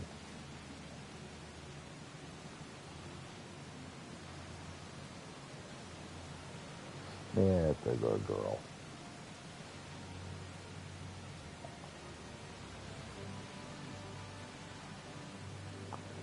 It'll be fine here, I think. I'll give her a few more treats, and then we'll head over to the boat. You can let Kawana know we have our opportunity back. Sure.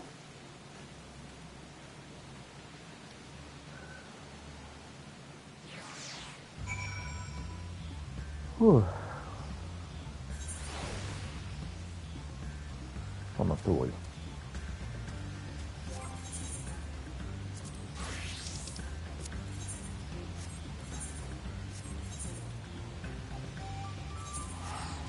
Back to mini fires.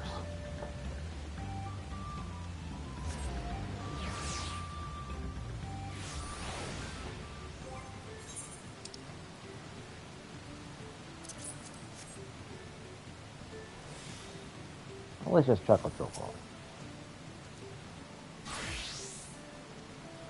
So we got the patootie back.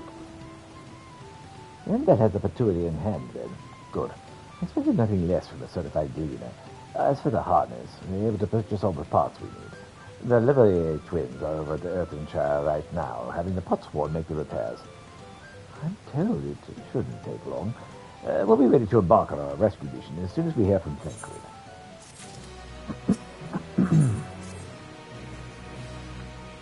Tancred must know something by now.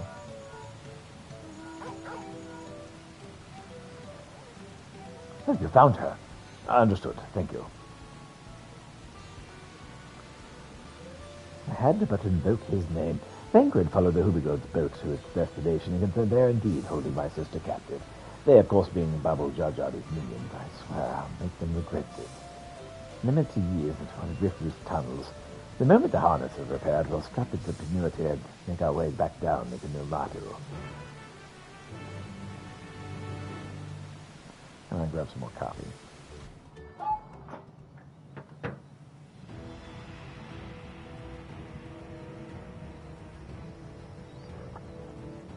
Well, look, the weather cleared up.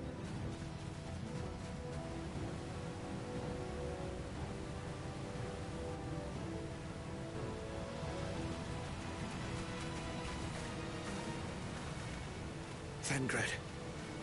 All right, right here.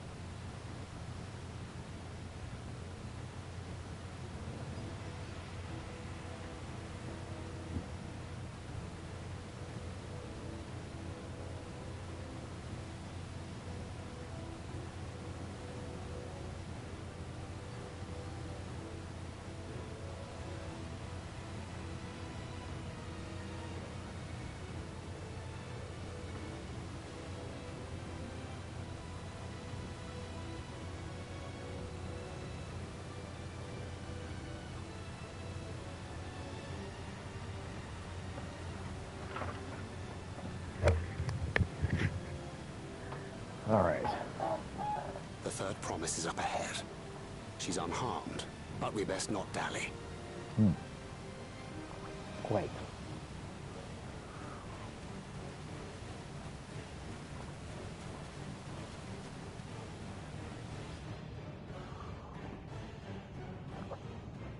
Look at this. That's a gorgeous shot. Ah, I love that. Pretty as heck.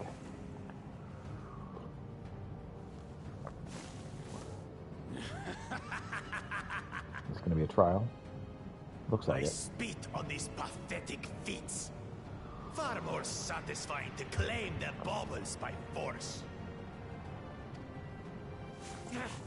Give it back! Fosentin poured his everything into that stone. You've no right to touch it. Oh, was that the name of your artisan? How could you allow something so precious to be stolen? You thieving cheat! You're no true claimant. What does that make the foolish kitty who fell into my trap? If pitiful roars were all it took to claim the throne, you'd be first in line. Now, brother. You shouldn't tease her. Look, the poor thing's on the verge of tears. Meow. Someone save me.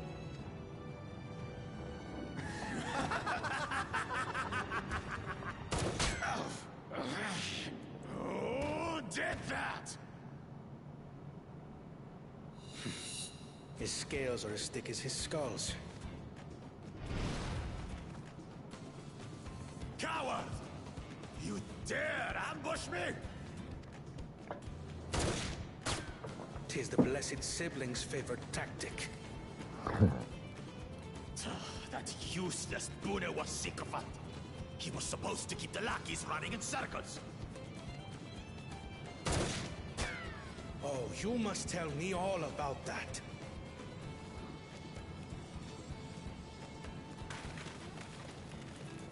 Careful now.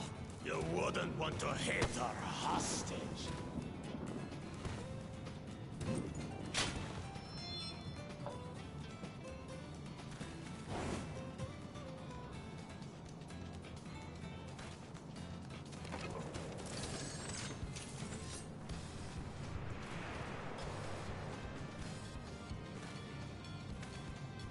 That one's not to be underestimated. They can do nothing while we have.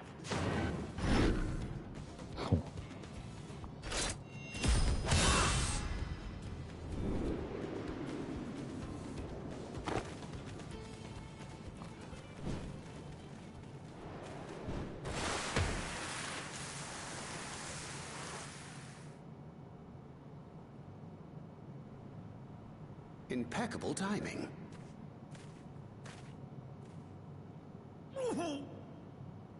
Amachi, are you all right? She's quite a bit larger than you, bro. Thanks to you.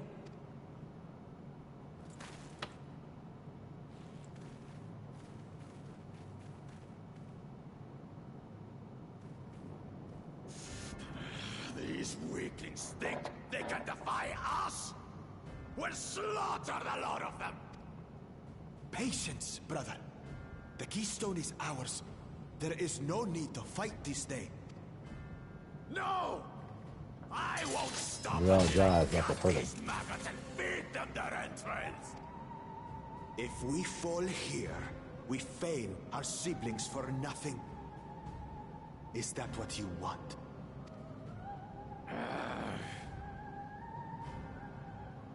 No, brother. Break off! We retreat!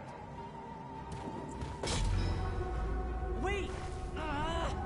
Damn you, Bakul Jaja!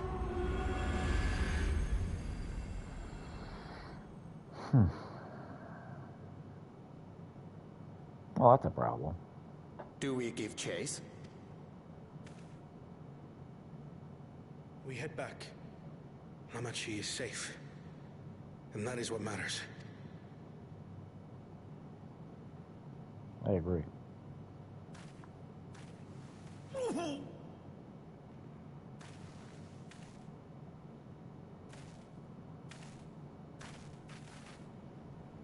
alright, bro?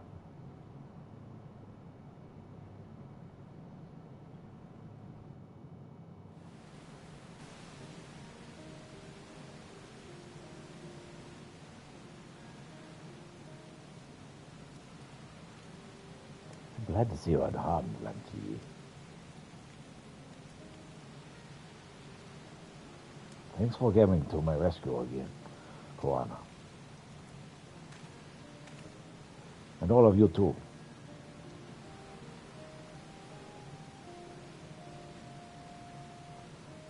Paco Jaja must be desperate indeed to resort to such aggressive tactics. Go on, boys.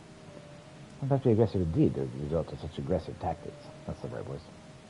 I should not have been so careless. I underestimated him, and it cost me a keystone.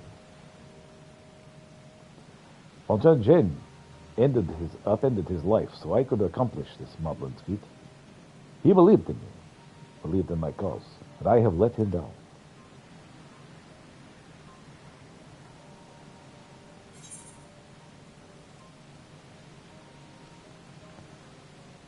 Listen, the contest isn't over yet.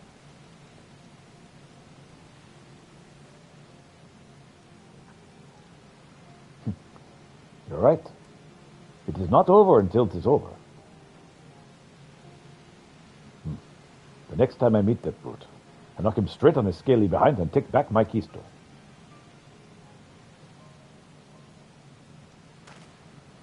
Speaking of vengeance, didn't Babu Jaja curse some useless Benue sycophant when he caught sight of us?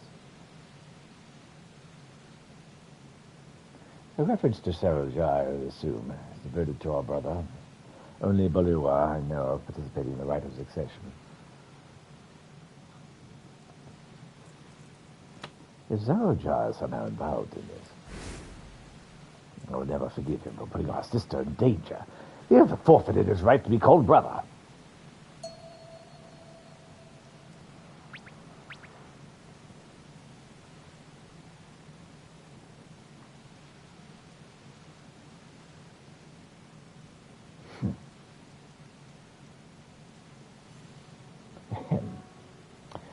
Bakul Jaja shall face punishment, of course, but so must the bandits with the temerity to abduct Yamit Yi.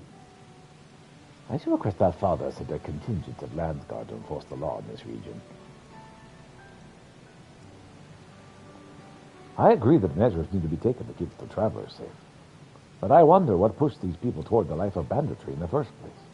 If we dig deeper, we might find a way to improve things for everyone.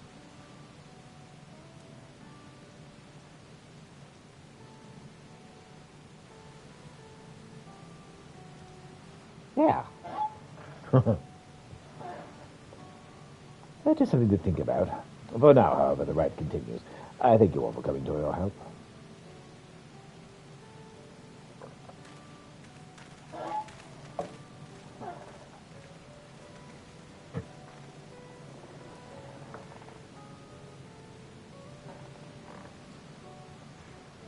She's been moving on as well. Are you feeling fit to travel? Walk them up. You bet I am. The Rojah's gained a good head start, but it's time we clawed back some lost ground. All right.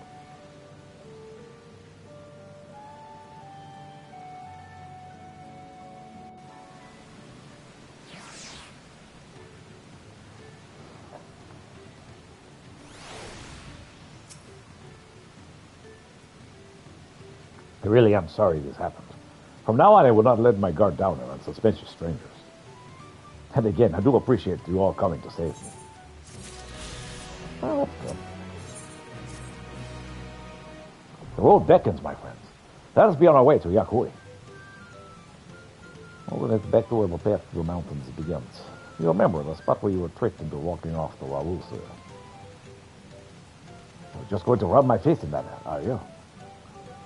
I wonder if he's raising my heckles on purpose, though. You know, trying to keep my anger directed at him instead of myself. Either way, we cannot be standing around here all day. We have a lot of lost time to make up for.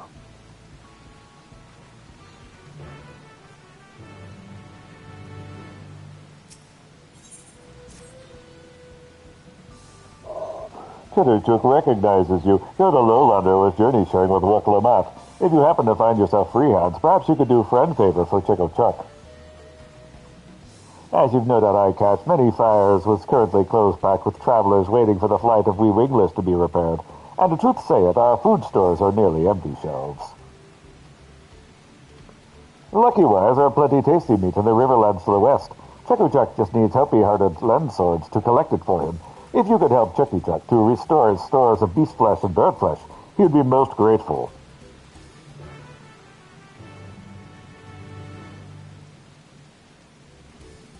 Sure, why not?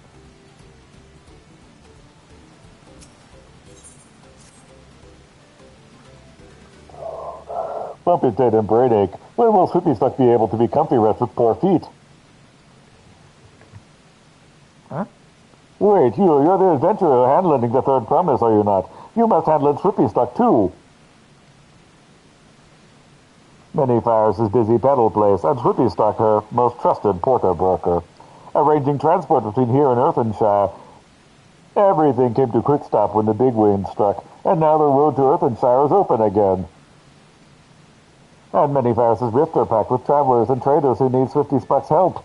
It's only too much for one mummy to handle. Please, adventurer, help Swippystuck by asking two travel tenders what handy help they need.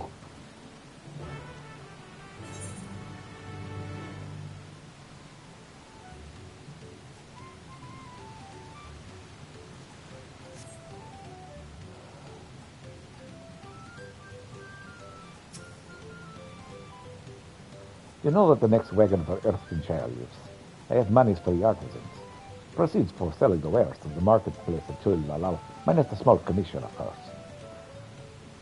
I'm very keen to get these better due dates, not only in order to avoid any late delivery penalties, but also because I cannot simply wait to see what the new miracles the master craftsmen have created.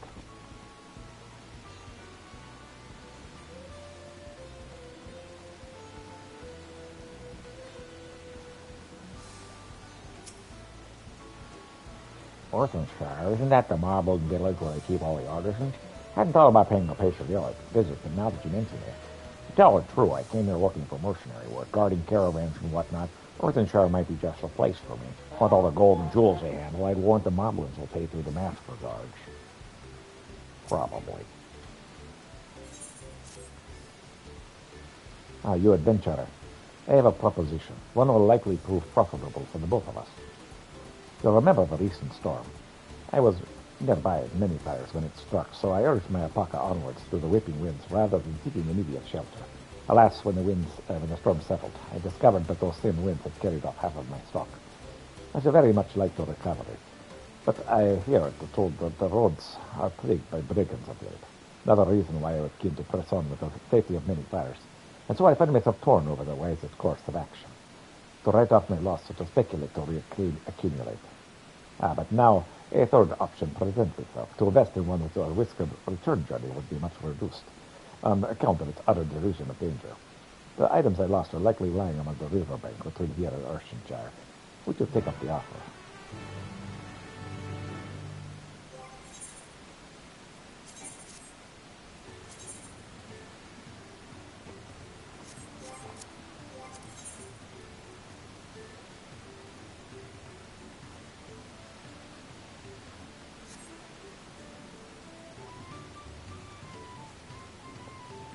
With the bump up White Mage up to level 93, I don't think it's going to happen. I think we're just going to miss it.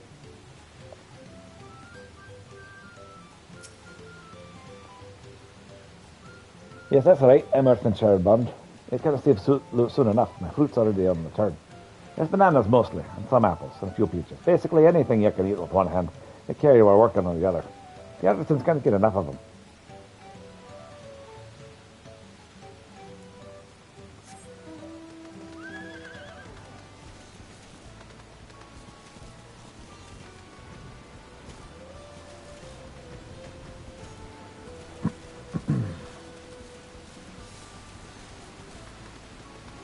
What's that, Pablo?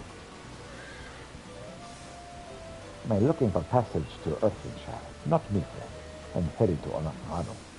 Just Trying to figure out the best way to go about it, whether to wait for the flight or we wingless to be repaired, to try and find another way around.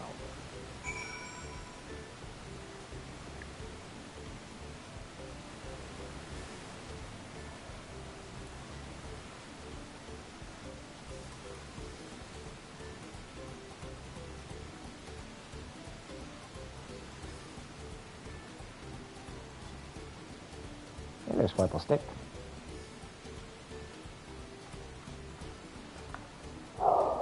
Excellent work, my friend. Now Swip-a-Stick knows who needs wagon lending. All that remains is deciding who to let wagon lend to first. Fresh fruit, he thinks. Earthenshire artisans need mine fuel, after all. Then the trinket seller and the sword lender, and finally the Northgoer. Whether Earthenshire or no, Swip-a-Stick will make sure that everyone goes where they need to go. That's good.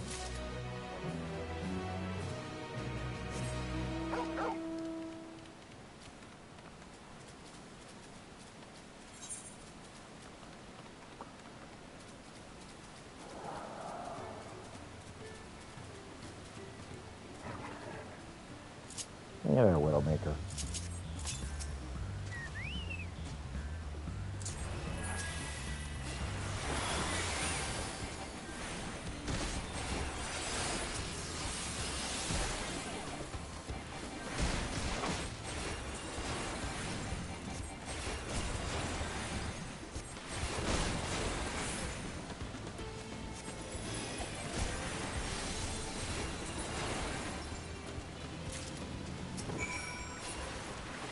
Well, guess I limited to one. Oh well.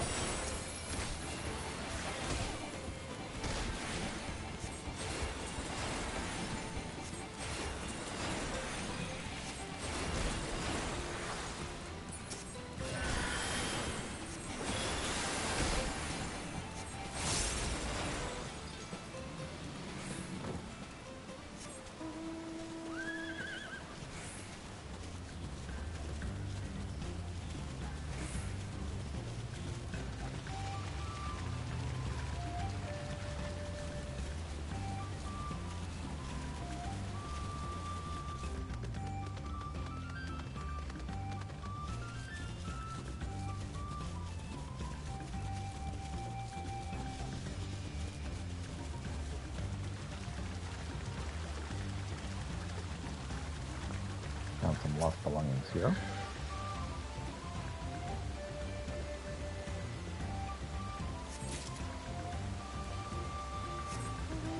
That picked up.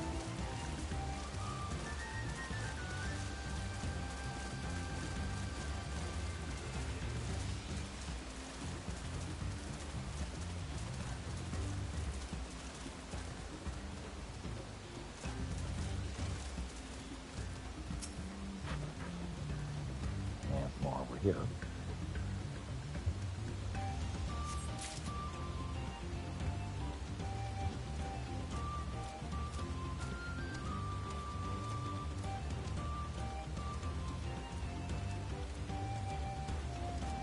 Another black, huh?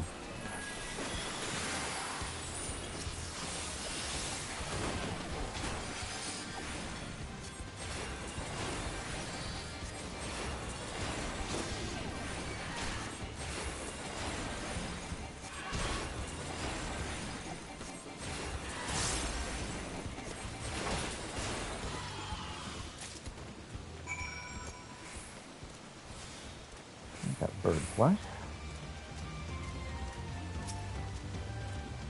And got the last of the lost belongings.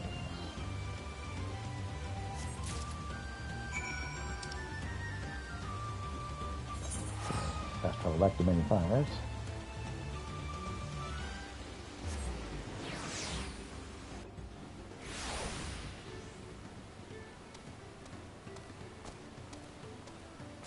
Okay.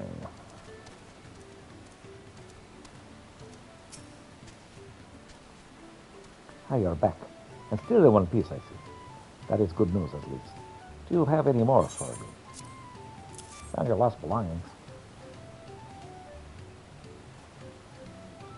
Oh, thank you, thank you. The containers are a little waterlogged, but the merchandise inside seems none the worse for the wear. Crafting tools, if you're interested. My talk is trade. I am especially loath to leave them behind after learning of the collapse of the Great Ascent. The man will be through the roof. I thank the gods you appeared when you did. Nature may be blessing us, Pella, with an enterprising spirit and unquenchable wanderlust, but she also made us slight of stature and meager of thew. If I had been the one to go back and search for them, I likely would have lost my head to a bandit axe or else washed over the falls to my doom. It is the reason my people often employ sellswords to guard our caravans. But the Wraith has surely dabbled in more since the storm wreaked so much havoc on our roads. Never fear, though, for you have taught me that what I want for a sellsword, an adventure will suffice. Cool.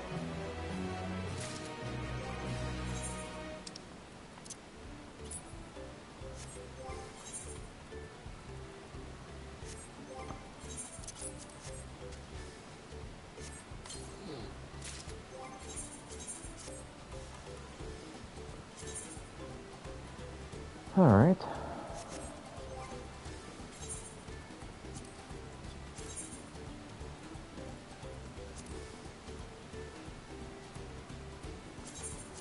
More piety.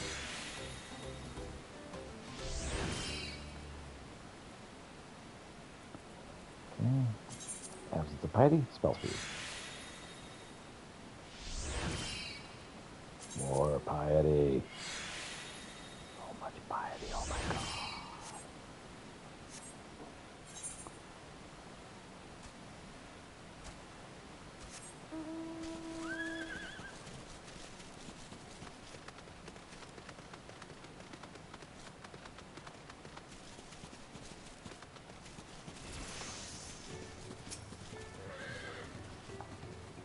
Check has keen-edged his knives and ender-stoked his ovens. Did you bring the meat? I did. We have a Widowmaker belly and a bird oblique thigh. As you ordered. The sun just went down. Yes, Cecil do like that. Nice ways. Now, the big task begins. Cooking it many ways. Not everyone who passes through many fires might be belly-gladdened. Do you know that Check's humble stay place is named after the dinner flames of all the different people who rest here in their long walks? It is for the cook mobbies, like him, to attend to everyone's tongue feels. Tongue feels is a terrifying phrase. What is lippy smacky to a tawawawata may be feast spat by Shantona. But the leg flesh of a bird of legata, whether simply coal roasted or dusted with seed powder and oil boiled till golden, is tasty rated by all. Oh, that's good. Well, everybody likes tasty ratings. The belly flesh of the Widowmaker is rather head-scratchy meat. It has a certain stinky worthiness that may save wee boblins shun, but bubble brewed with hilly heaps of chilies, it makes for a mammal jaw delicacy. Okay. But enough tongue flaps. Check must prepare a banquet for the hungry tummied guests. All right.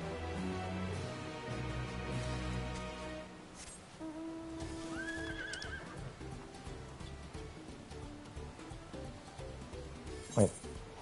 Back to where we started today. Really did not think we were going to spend the entire day here. Oh well. All right. I don't think we're going to be able... I think we can start here, but I think when we go to the next area, we're going to have to switch out to the next one up.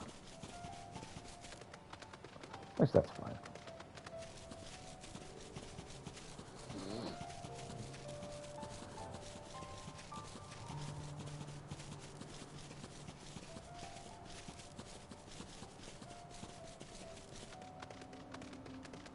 I have just over an hour left of streaming.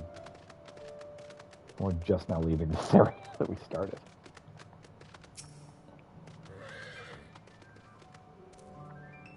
I could not leave without letting Roderick know what happened, so I stopped in Earthenshire to say a few words before moving on.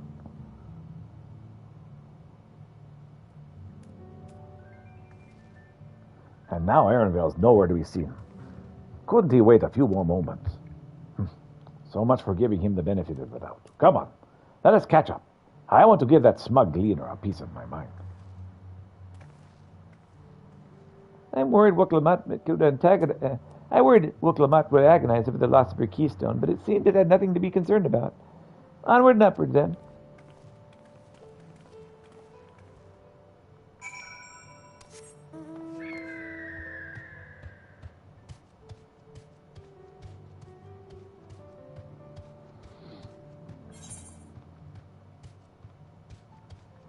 Rokopacha.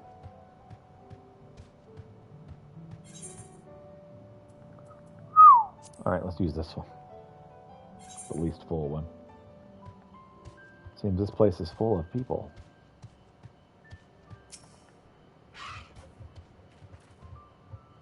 As I'm sure you've already noticed, the air grows thin at this elevation. Take it slow until your body adjusts. Take deep breaths, drink plenty of water. A few more steps and we'll be in Wolvar's Echo. Alright.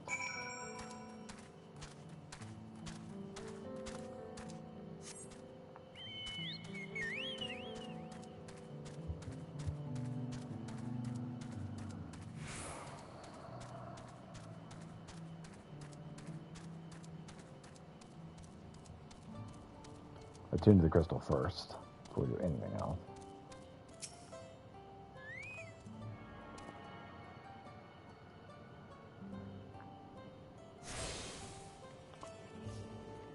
And Alpaca keep.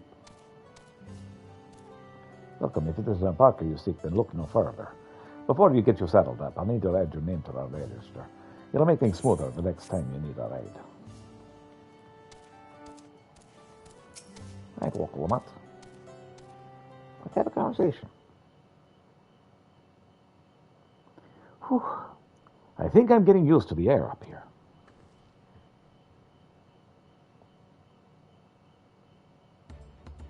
So, this is the place for the Lay of Proof where Papa met the Yakhoi.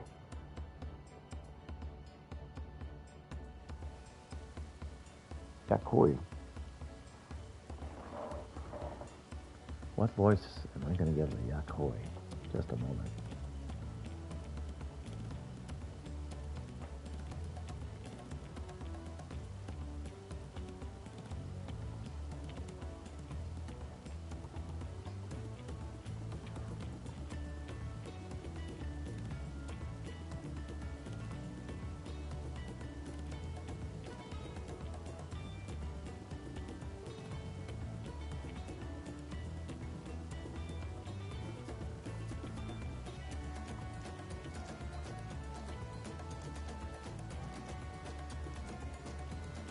Okay.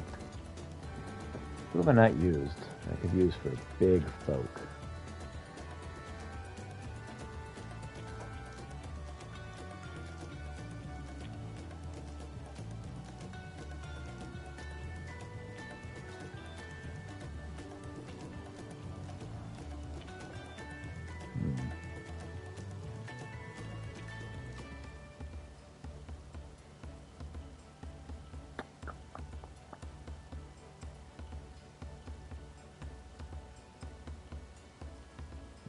I haven't used this voice yet. I think we're going to use this voice for these guys.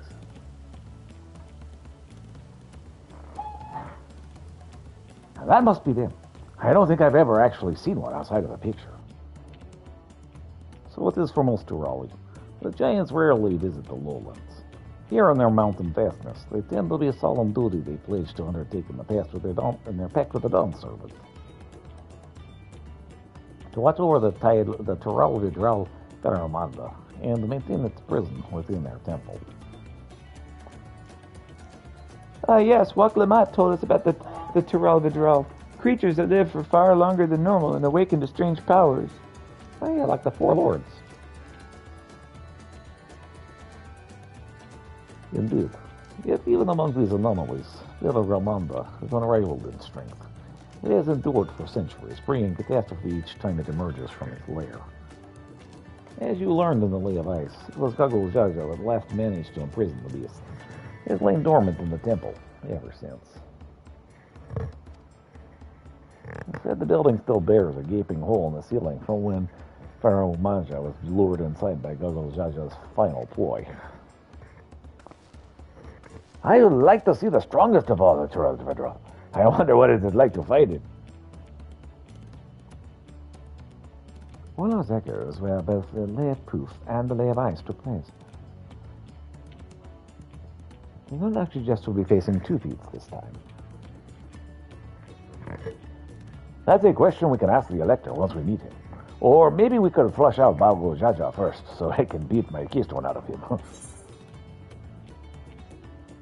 Identifying the non-servant Elector should be our chief priority.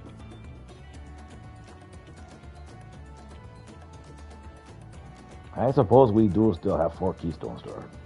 Yeah, no matter what we do. The contest will pit us against him sooner or later. Alright, let us seek out the Elector. I suggest we pay a visit to Cora City Gracious, or so their temple is called. The Moblins told them that the high luminary Gorafur for us will be found there. We were to ask someone for information, then it seems a wise choice. Alright.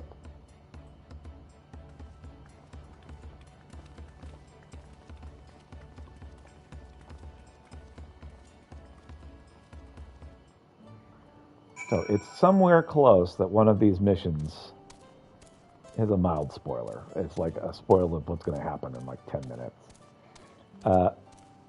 Hopefully it doesn't happen here. And it's a side quest, so as long as I'm sticking on the main quest, we shouldn't have an issue. Got about an hour left.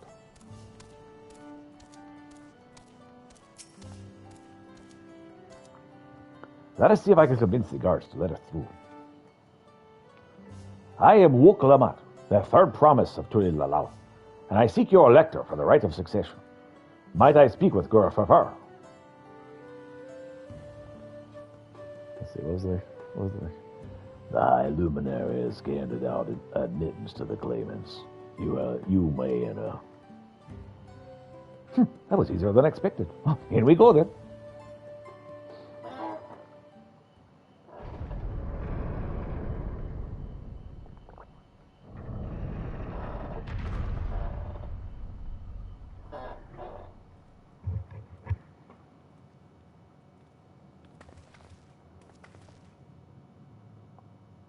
Gods. Is that? Hey, Bella Gomanda.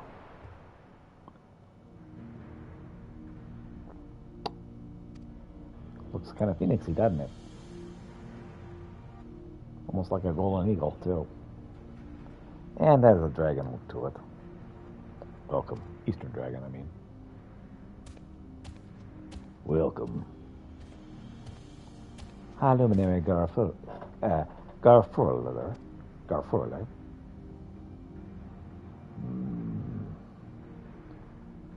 He is not here at present.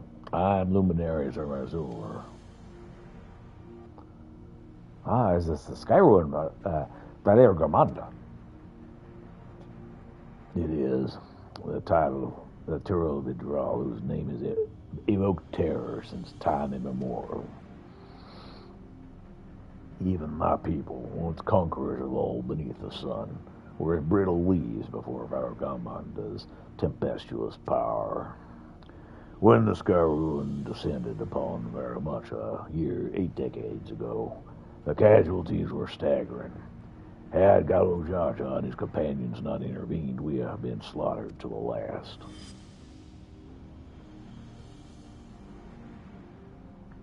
Their titanic battle with Vargamanja raged for 10 days and 10 nights.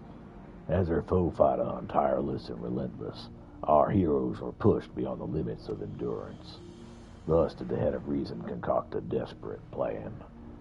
Gulu Jaja tricked the Skyruin into losing control of its own ice magics, causing the unwitting Taro Vidral to encase itself in frozen aether. It's been like this ever since. Nice work, Papa. But what happens if the ice ever melts? The same question looms large in our minds, for the magics sustaining this prison grow weaker with each passing year. Bergamanda commands powers of fire and lightning and ice. Some believe the violence of the recent storm and the result of those energies passing slipping free.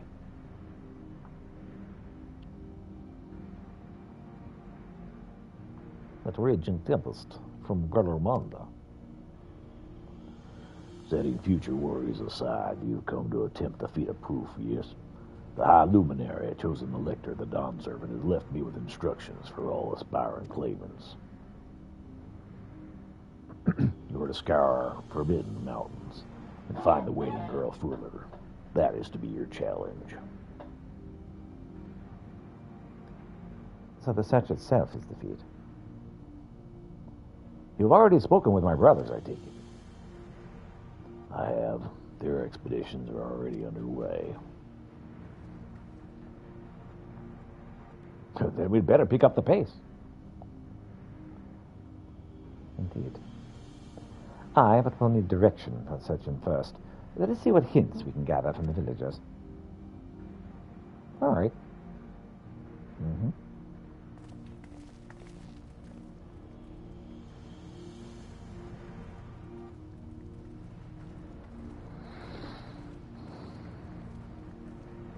Kind of looks like a Kadokawa logo, doesn't it? Anime movie company. All right.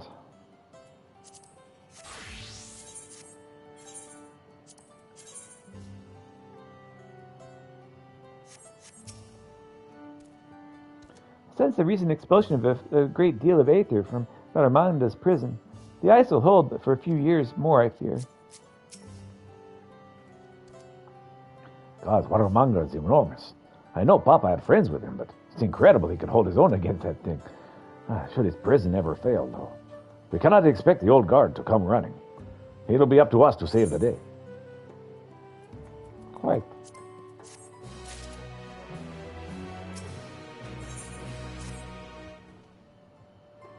As we've just been informed, the feat of proof requires us to seek the High Luminary Gorafurfur somewhere upon these mountains. However, if earlier feats are an indication, we must assume the challenge precludes the Hoktoi from answering our questions in a straightforward manner. Thus, I would ask that you pay close attention when attempting to divine Gorafurfur's whereabouts. Though the giants may not give us a precise location, there may be clues hidden within their words. Such is my theory, anyway. Let us see what we can discover. So we're still on level 93, so we still got a little ways before we gotta worry about the spoiler bit. Yeah, we still got a ways.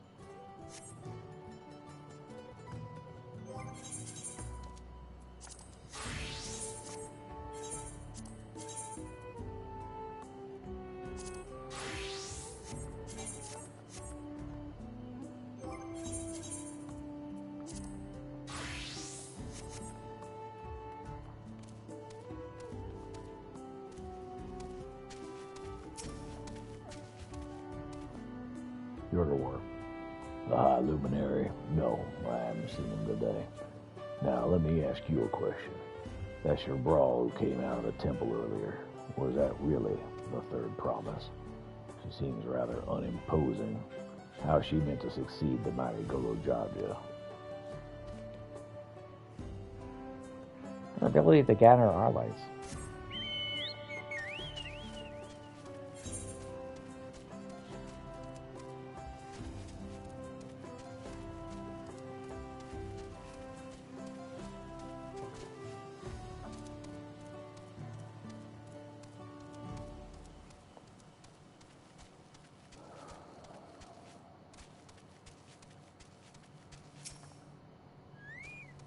Sir Fuller. Asking after the High Luminary as well, are you? I know not where to find him, but I do hope to have the opportunity to speak together. He's a great man with a great deep reverence for our traditions. There are glyphs we carve, for one. He affords them as much value as any treasure we possess. They're records of lives lived.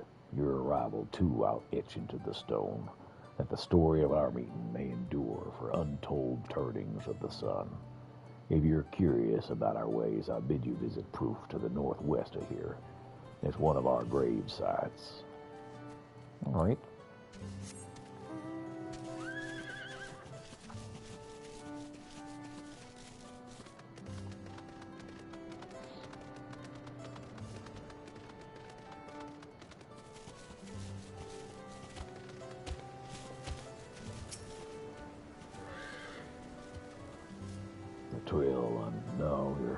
farther away from that, I think.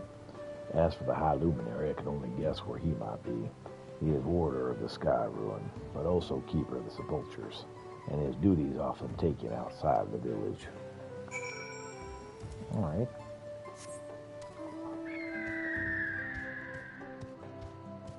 Probably somewhere else. That's what you guys were saying. Either that or he's definitely somewhere else.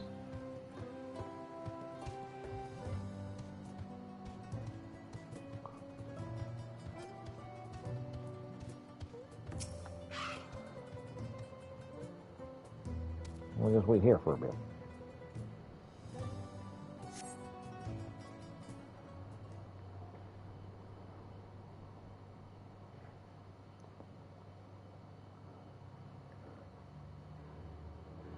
Well, first things first, someone is able to coax forth a definite location for the High Luminary. Guess that guy is like another like graveyard northeast of here, I think it was. As expected. Well then, the clues are hints that might point us in the right direction. I heard that in addition to his usual duties, Garfurfa is also charged with keeping the graves.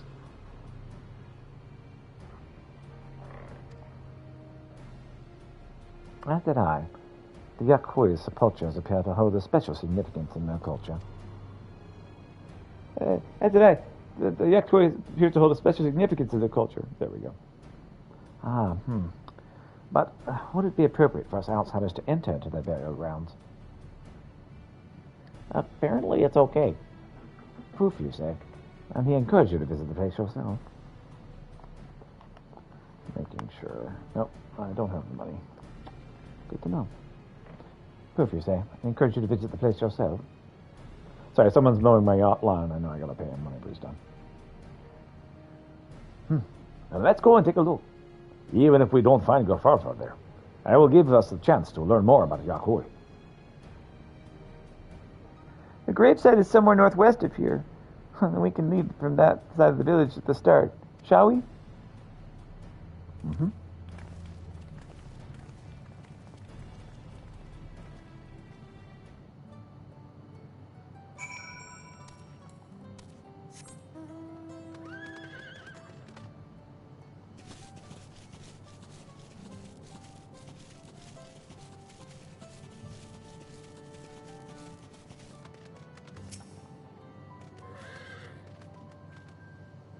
The others have gone on ahead to Proof, following the trail west. There are sharp drops everywhere, so we're all moving at our own pace. Some of us are not built for craggy terrain. I thought to get my bearings from up here at first, so I didn't stumble off a cliff. Why don't you try catching up to Aaronville? He should be able to point you in the right direction. All right.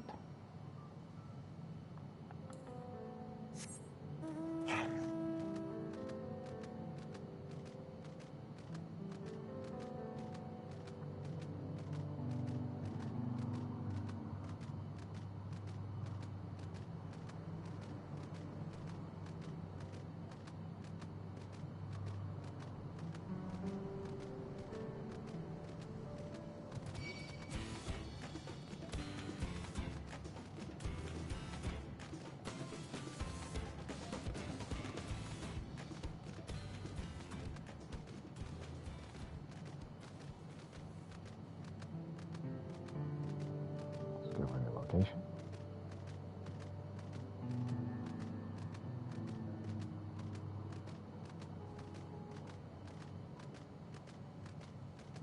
Let me discover a new location.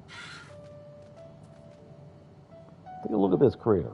There is no wood, there are no trees, not even any dried grass, and yet the ground still burns.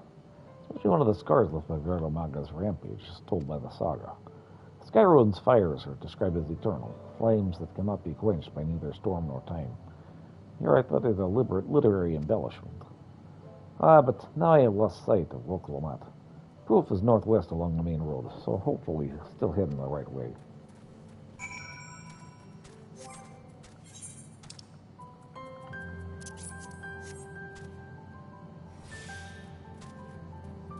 Okay, so we're well fed. We should be able to fight the good fight from here.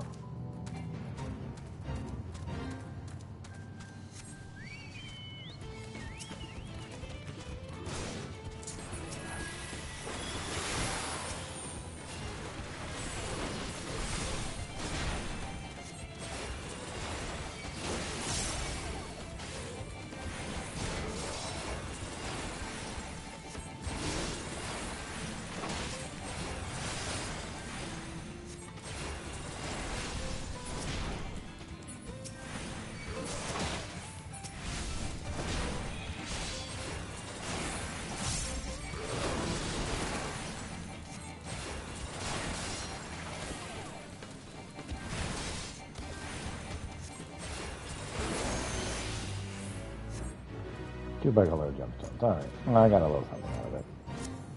Uh-oh. King English Crusher's brother in the Orphan of the Valiant has stepped forth to avenge them. Prove your mettle. Bring this lauded warrior of the Charter to knees.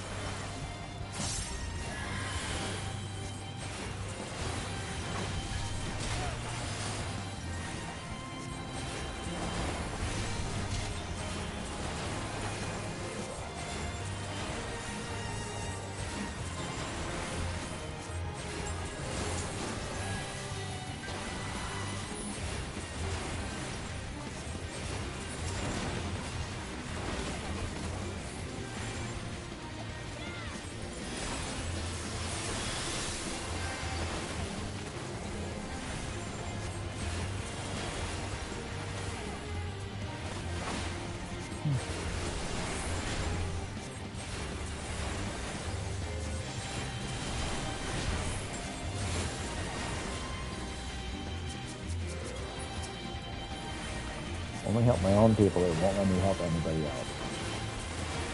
It's so obnoxious. I mean, really.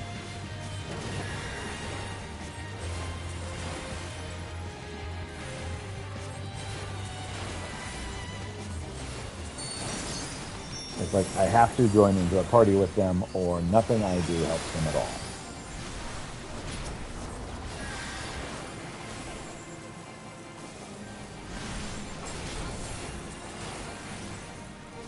Obnoxious. Serious. This is the worst.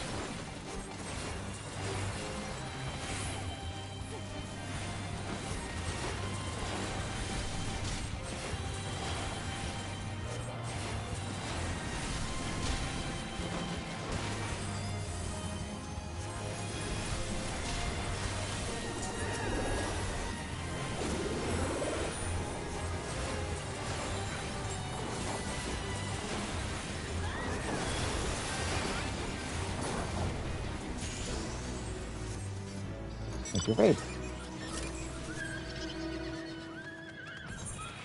Good for one will be defeated.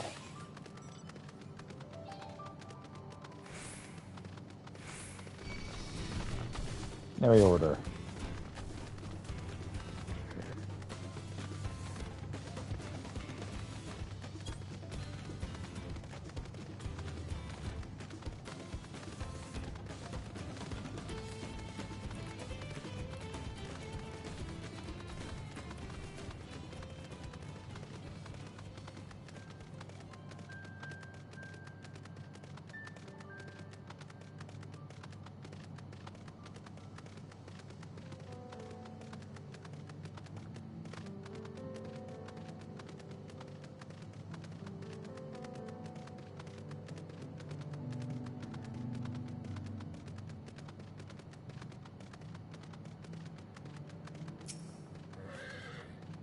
Yeah, well, Lamont, what's up? Well, Lamont wins again.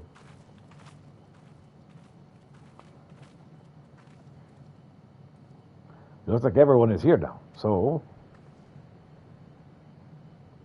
Greetings, friend. Are you Garfur? No, I am not. The High Luminary did, however, task me providing a lesson in sepultures to those who came to search for them. Oh, so we're meant to find our way here after all. Are you to tell us who is buried here? No one is buried here in the sense you mean. When a body has served its purpose, we consign it to the flames and then scatter its ashes across the peaks. Oh, really? Moreover, we do not conceive of death, as others do. For us, a person does not die when their heart ceases to beat, only when they're no longer born in the hearts of those who know him. That's why we build our sepulchres for age or mishap claims us, that we may etch ourselves a living chronicle for all eternity. This grave belongs to a good friend. His mortal vessel ended this journey some years ago, but he lives within me, Even now. Up there stands my own sepulture. As long as it exists, so too will I. I'll endure in the hearts of those who read my great gifts, in the same manner my friend does in mine. Has it always been thus for your people, this concept of existence and death?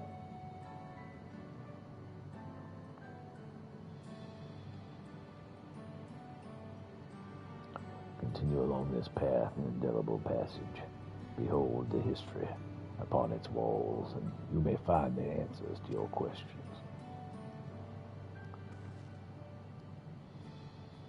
That is what we will do. Your traditions are fascinating, and I would love to learn more. I thank you for allowing me to share them, and doing so will I remain in your hearts also.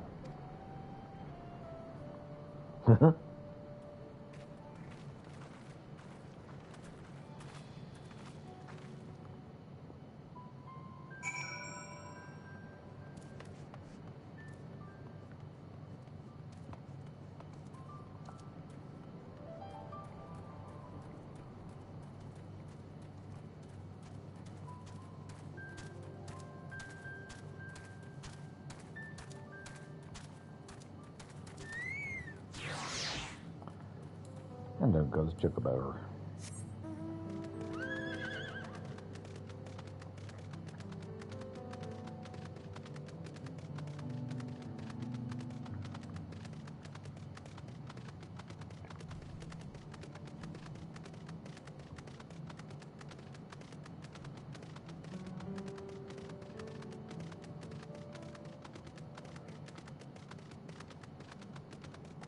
And the indelible passage we go.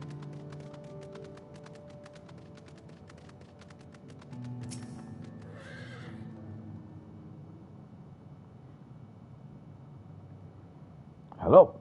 A fellow we met at Proof suggested we come here. Yes, the High Luminary commanded that I watch for your arrival. As the chroniclers of our people, it had ever been my family's duty to pass on the teachings of the Moros from generation to generation.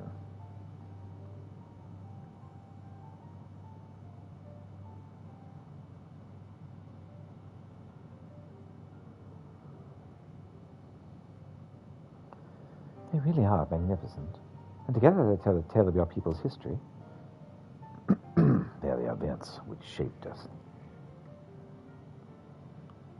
I would share them with you ere you continue on your way.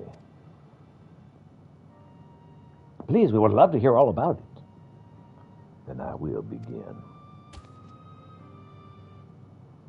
This first mural depicts a time more than 1,100 years ago, an age of great prosperity for the Yakhoi. Blessed with size and strength unmatched by any other peoples, our ancestors marched forth and brought much of Yogg-Toral under their dominion. Then, when all before them had been conquered, they turned their gaze northward, seeking to expand their territory and power. Here we see the expedition to Yogg-Toral. Unable to cross the strait by ship, our forefathers set to building a bridge to the northern lands, a great labor which consumed the greater part of a century. Zorga the Boundless, we still make use of that bridge in Toilalal for travel. I cannot imagine the patience and dedication it took to complete the work of that scale. I've never heard of any Yakhoi living in Yogg-Toral. What happened to the ones who went north? Look upon this next mural and behold the answer.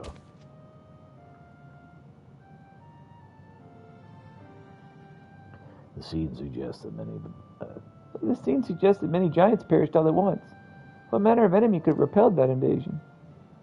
A foe unnamed and unseen. When the expedition pushed forth into Yogg-Toral those 1,000 years ago, its soldiers were felled by disease. Well, some terrible illness? No virulent plague or newly arisen blight. The local Tawawawa and Shotoa, it was a mild affliction of the sort that comes with the turning of the seasons. What manifested for them as slight fevers and coughs, however, proved deadly to our people. Out of every 10, Yakoi, who joined the Northern Campaign, 9 succumbed to the infection. Those who survived continue to suffer, finding it difficult to sire offspring. I've heard of this before. Lacking in inherited resistance, visitors to distant lands can fall deadly ill to diseases a local might just shrug off. These events might also have given rise to the practice of cremation rather than burial of mortal remains. This final mural depicts the return of the grieving brethren to Urukpacha. The reason they first left, why they fought so hard and pushed so far, was to ensure peace within our own homeland. This undertaking began in ancient times, when our forebears learned they shared the continent with peoples unlike to us in appearance or customs. They feared invasion was inevitable. Rather than meekly await their fate, they decided to strike the first blow. Yet as they fought on and on, the old idea of peace drifted further and further away. Only after the disaster of Shaktaral did their withdrawal to the mountains did they come to understand. The peace we envisioned had been ours for the taking all along. It was here, in the place which birthed us, here in the stones upon which we first recorded our days, here in this tranquil life we had traded for conquest and conflict. When you did nothing but fight, you could bind it to us right before your eyes. And so we returned to the present. I trust you found this brief history to our people enlightening. I'm always glad to learn more about my fellow Turali, how you lived until now and how you wish to live from now on.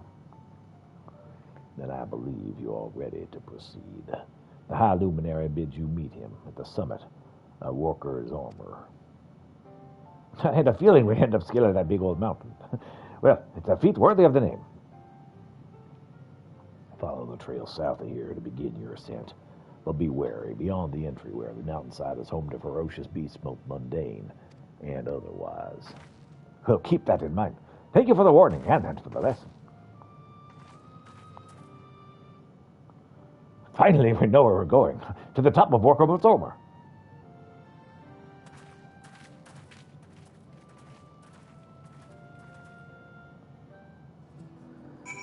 All right.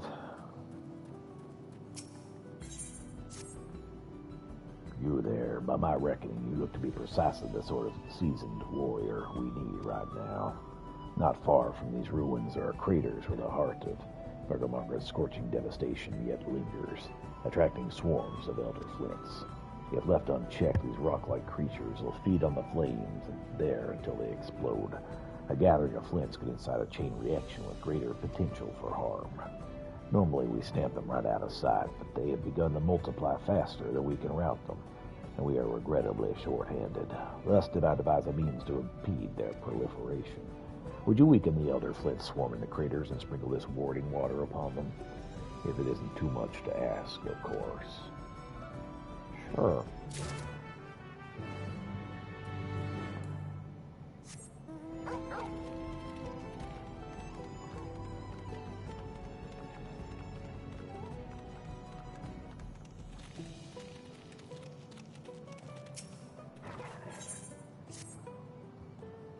A moment, if you would, visitor. You see, I was en route to deliver pigment from Warler's Echo to Sentinel just ahead. The fool that I was, I let my guard down, and when monsters attacked, I had no choice but flee for my life, abandoning my rations and even my precious cargo. The beasts can have the food for all I care, but that pigment is essential for the repair of our cave murals. Thus I ask, no, I beseech you, go and retrieve the jar of pigment I left behind near the sunken stairs. Whew.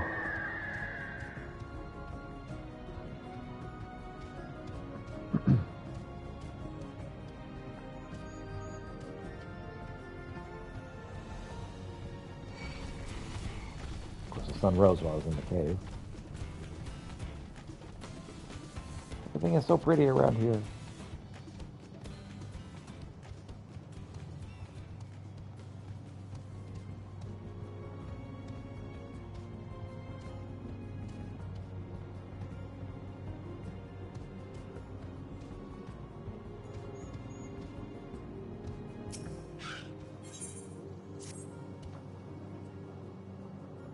Allergic Hoktui.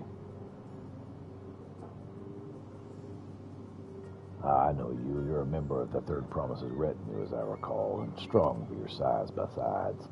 I would ask a favor, then. Could you pick 3 of our tornets, violets, and bring them to me? The field's mountain paths, monstrous plants and pollen are more than my nose can bear. No one wants drippy flowers. At the very least, I do not. Crafting madness is upon me. Please send help.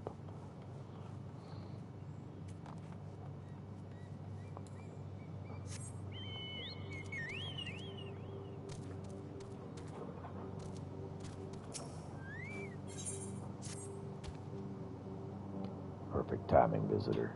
Have you any interest in a little trial of strength?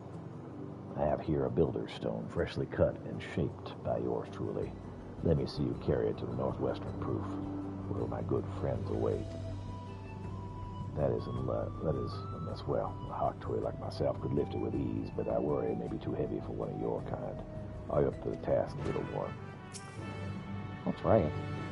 Builder's stone, the northwestern proof, before time runs out.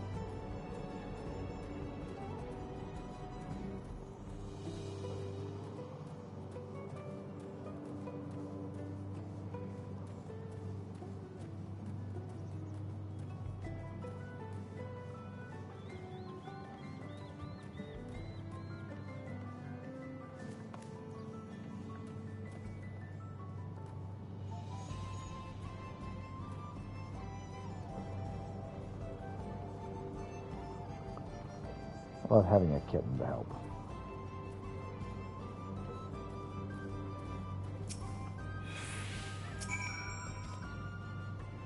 The builder's stone has arrived at last. I am grateful, of course, but I'm also confused.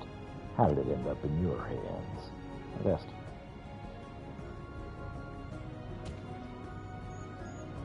What, you mean to tell me the lazy oaf foisted his work onto you? Well, these stones are miserable to carry, even for us. I can only assume he tricked you into it somehow. On his behalf, I offer my sincerest apologies. Still, you don't seem to have much difficulty at all. You know, if I were you, I'd march right back to him and say, don't underestimate me.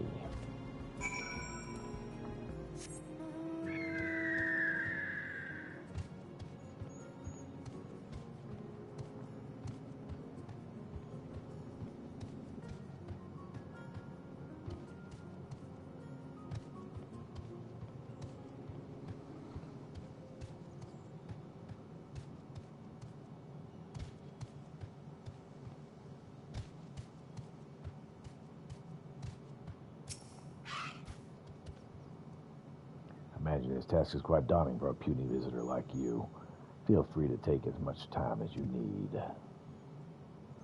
Running Yahweh has no idea I completed the task with ease. Look at him squirming eyes and said, do not underestimate me.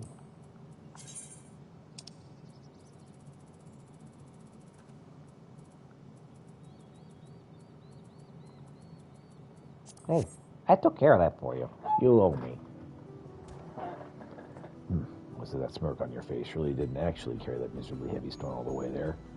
What? You did? Well, now, it seems I indeed underestimated you, and that's worthy of an apology. First, a second.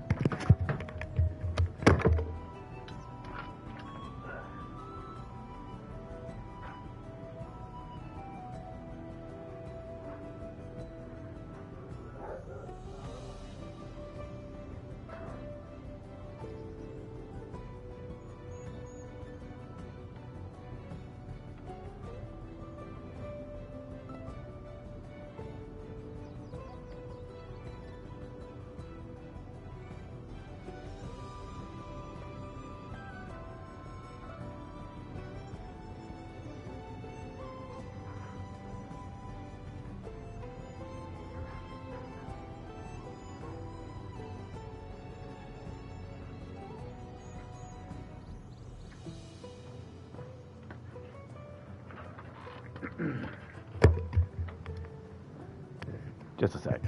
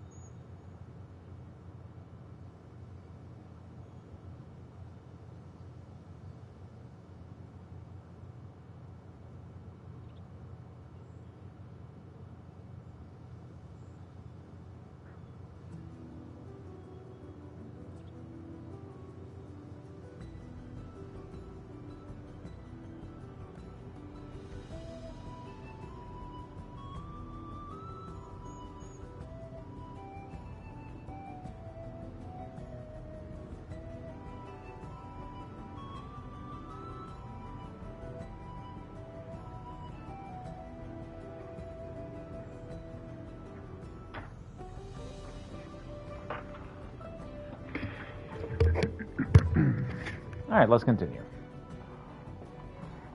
First, you should know the stone you carried is urgently needed to repair a number of graves damaged in the devastating storm not long ago. When you passed by, I really thought to have some fun with an outsider. Did not realize I'd be disrespecting a fellow warrior of great strength. Henceforth, I do not think so loudly of our visitors. Now, there are more stones that must be taken to the proper place, and I intend to do the rest of the heavy lifting myself.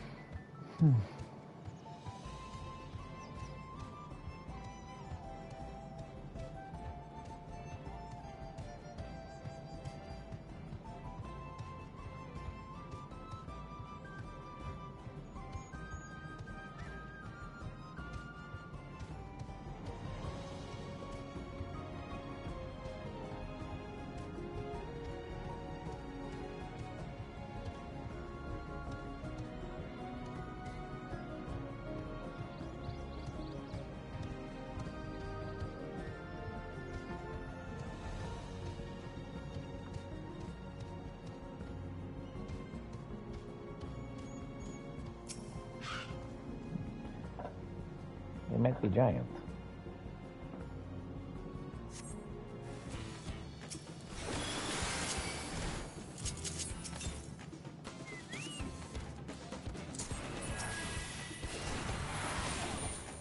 I got her, Flint. We're going down.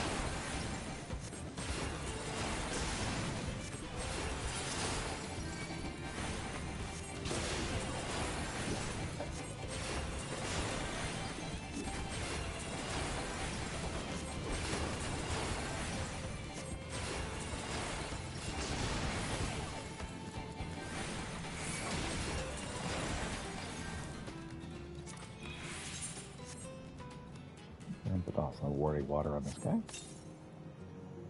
So sleep you go. Just remove warding water. Got one.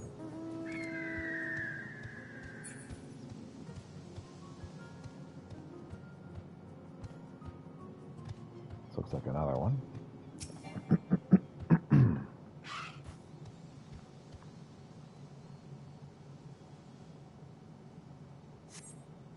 No sign of rock-like monsters here.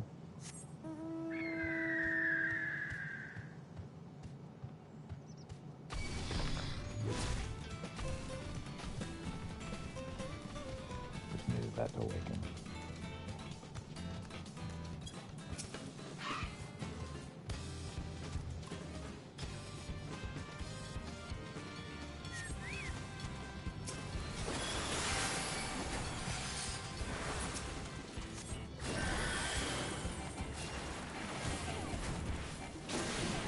Chocobo. You don't need to be an idiot, man. On the other side. And he's like, I'll go to the other side too. We're fighting together. No, you're doing it wrong. Trying to flank him, you idiot. Stupid bird. Chocobo's like, I got a bird brain.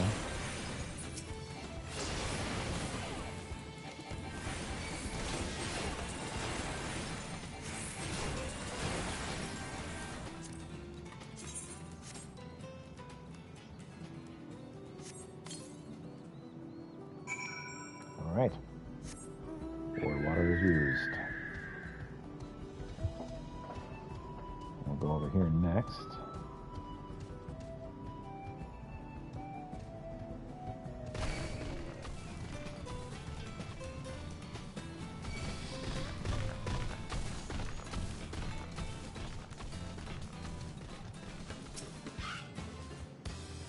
We'll grab these pigments.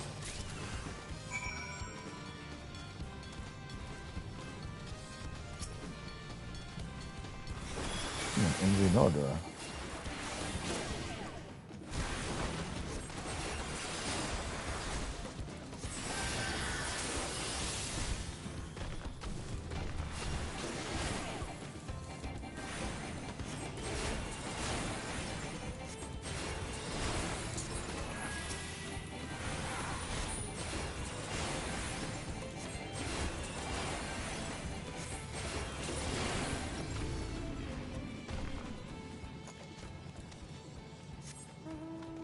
Alright, I'll turn this stuff in over at the cave.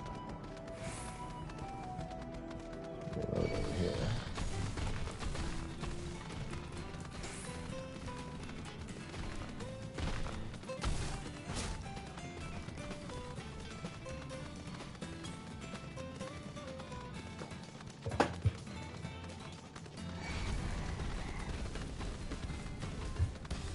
Wallet and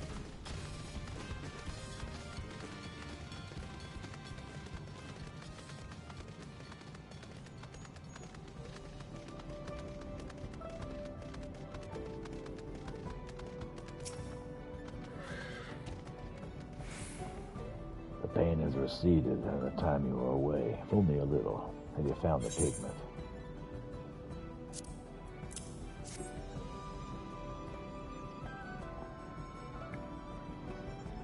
Yes, this is it. Full glad I'm out to see it again, with nary a crack in the jar. This will be great use to the repair efforts. These particular murals are shielded from the sun and other elements. They still fade with time and so require regular upkeep. I'd intended to take part of the repairs myself, but gosh, I'm afraid I must first tend to my wounds at Citadel.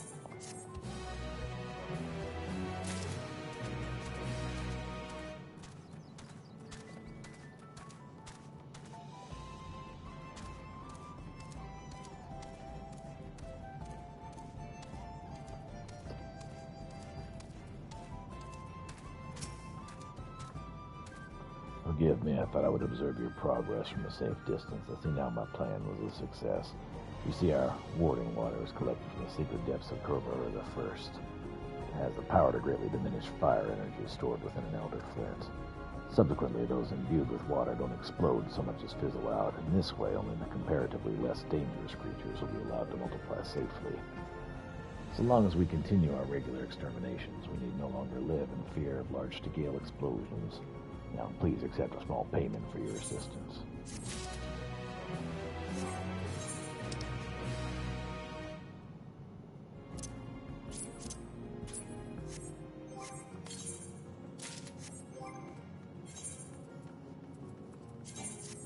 Dang it. That one didn't actually help. Oh well.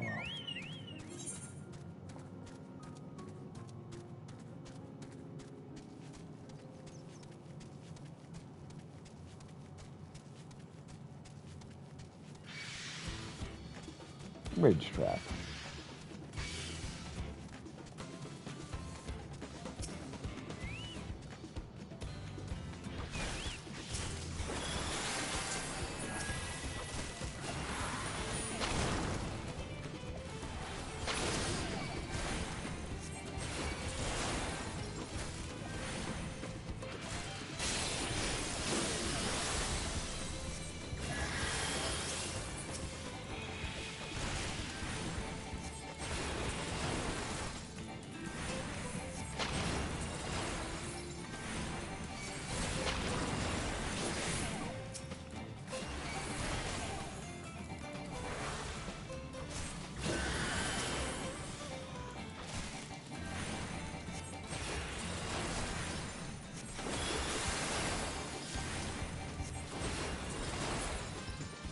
And down he goes. Let's actually go grab these violets.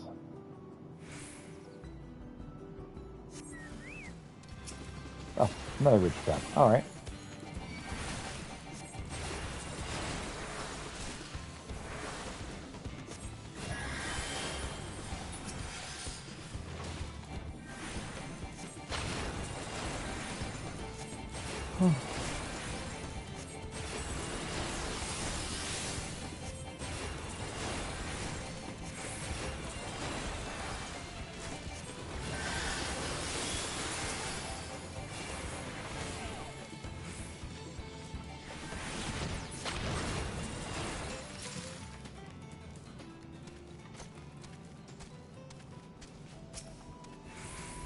Control violet.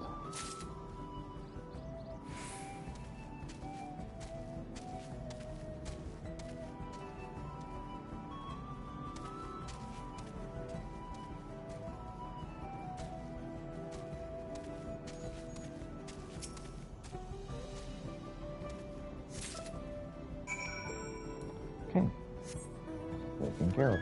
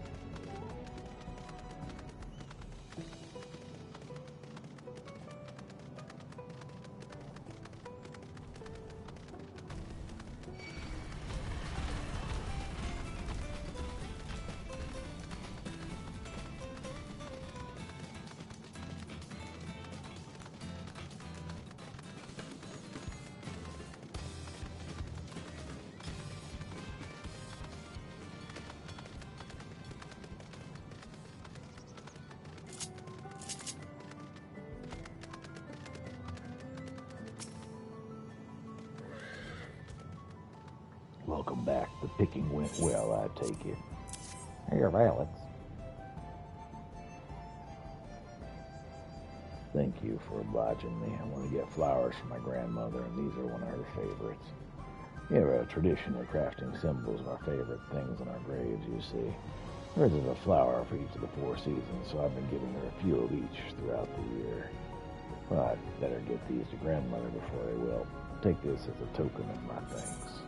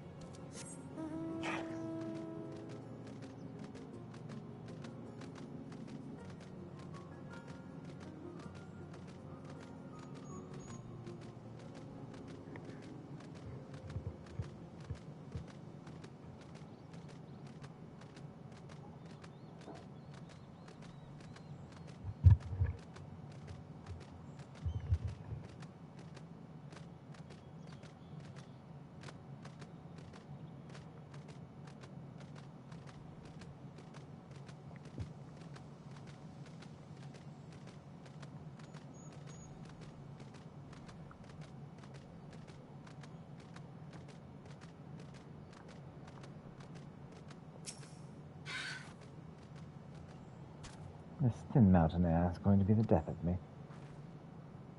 Oh, how long have you been standing there? I was just talking to the scenery. I was taking in the scenery, that's all.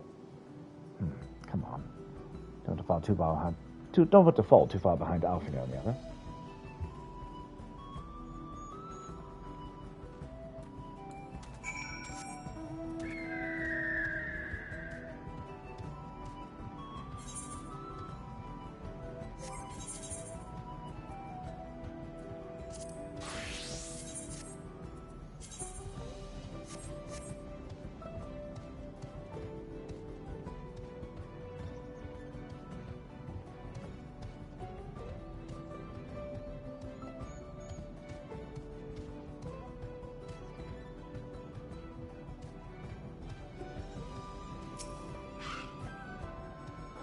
True size of a mountain is never more impaired than when you're standing right at the foot of it. That is a ridiculously tall mountain. Hope we come across Buffalo Jaja on our way to the summit. He still owes him for the troubles he's caused in Colonel Maja. You remember how the chronicler was saying the more they fought, the farther away they moved from their idea of peace. It occurs to me that if Zaro Jah is attempting to defeat a proof, then he will have to have heard the same lesson. I only hope that it made him reconsider his old stance of educating people through war.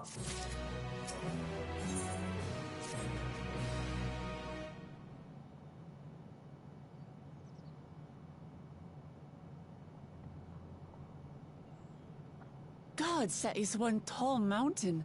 Quite. And we're supposed to climb it?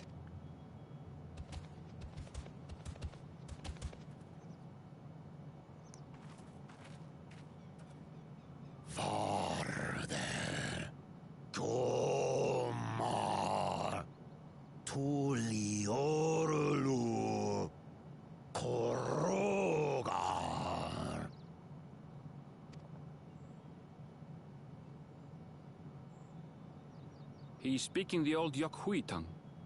The words are difficult to catch. Wait. Though your words are crude and cumbersome, I use them for your benefit. You are a claimant in this right of succession. That's right. Then, if you die, Tuliyola loses a potential ruler. That's a dark thing to say, friend. I get the feeling you don't share the opinions of the other Yokhui we've met. We do not grovel before Gulul Jaja like those shameless lapdogs. My brethren and I are conquerors, and we will restore our people to their rightful place as Tural's overlords. Okay. The Giants have their own factions too, it seems. Indeed. You think your kin weak for showing deference to my father, but they do not follow the man. It is his peace they respect, a peace they always wanted, which they realized could be had right here. Justifications of the craven. They turn their gaze from our ancestors, from the dream we kept alive for 1,000 years and more. They are unworthy of bearing our legacy. I will reclaim the glory of our people.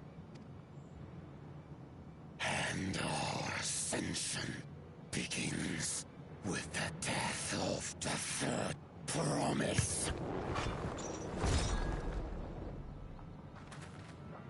Stop! I don't want to fight you. Then die on your knees.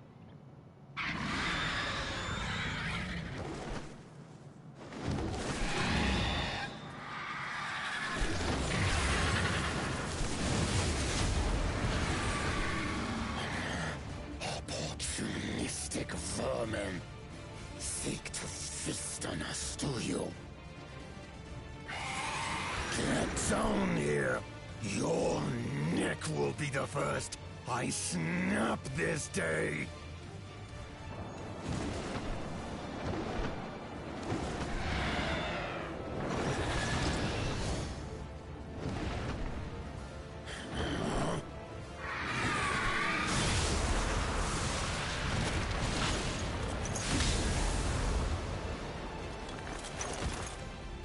That's right.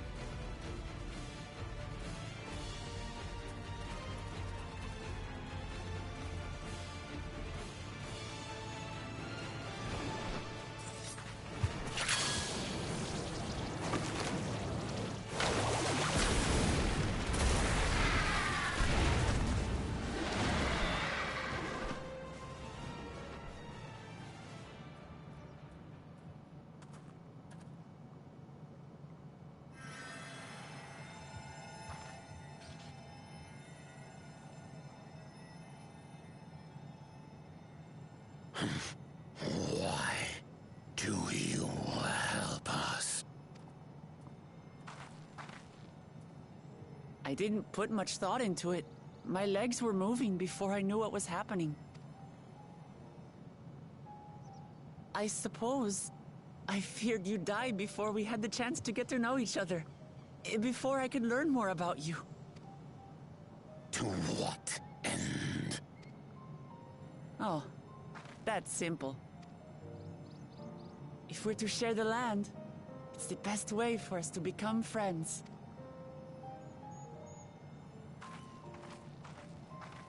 How is he? He'll live. Not quite ready to walk under his own strength, however. If you could stay and tend to him, the rest of us will continue on to Woko Zormor.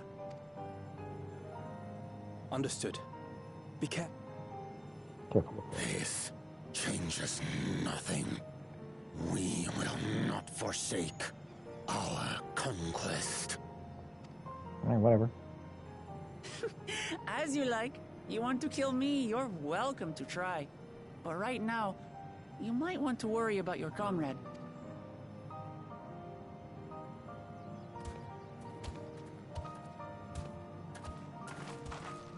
On a mountain of that size, there are bound to be creatures even I've never heard of. I'll trust you to lead the way. Then we climb. Gurfurlor is waiting. Gurfurlor.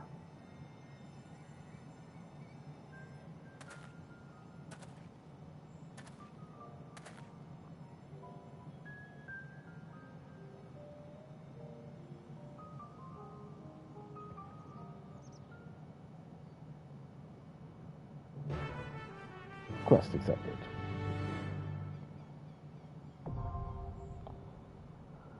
Woko Zormor is now available. All right.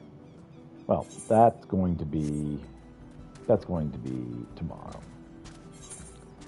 So I think that's it for today.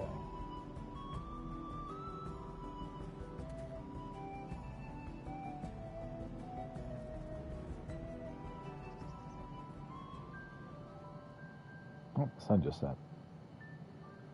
All right. Yep. We'll get everything ready. Hopefully, go right into this tomorrow.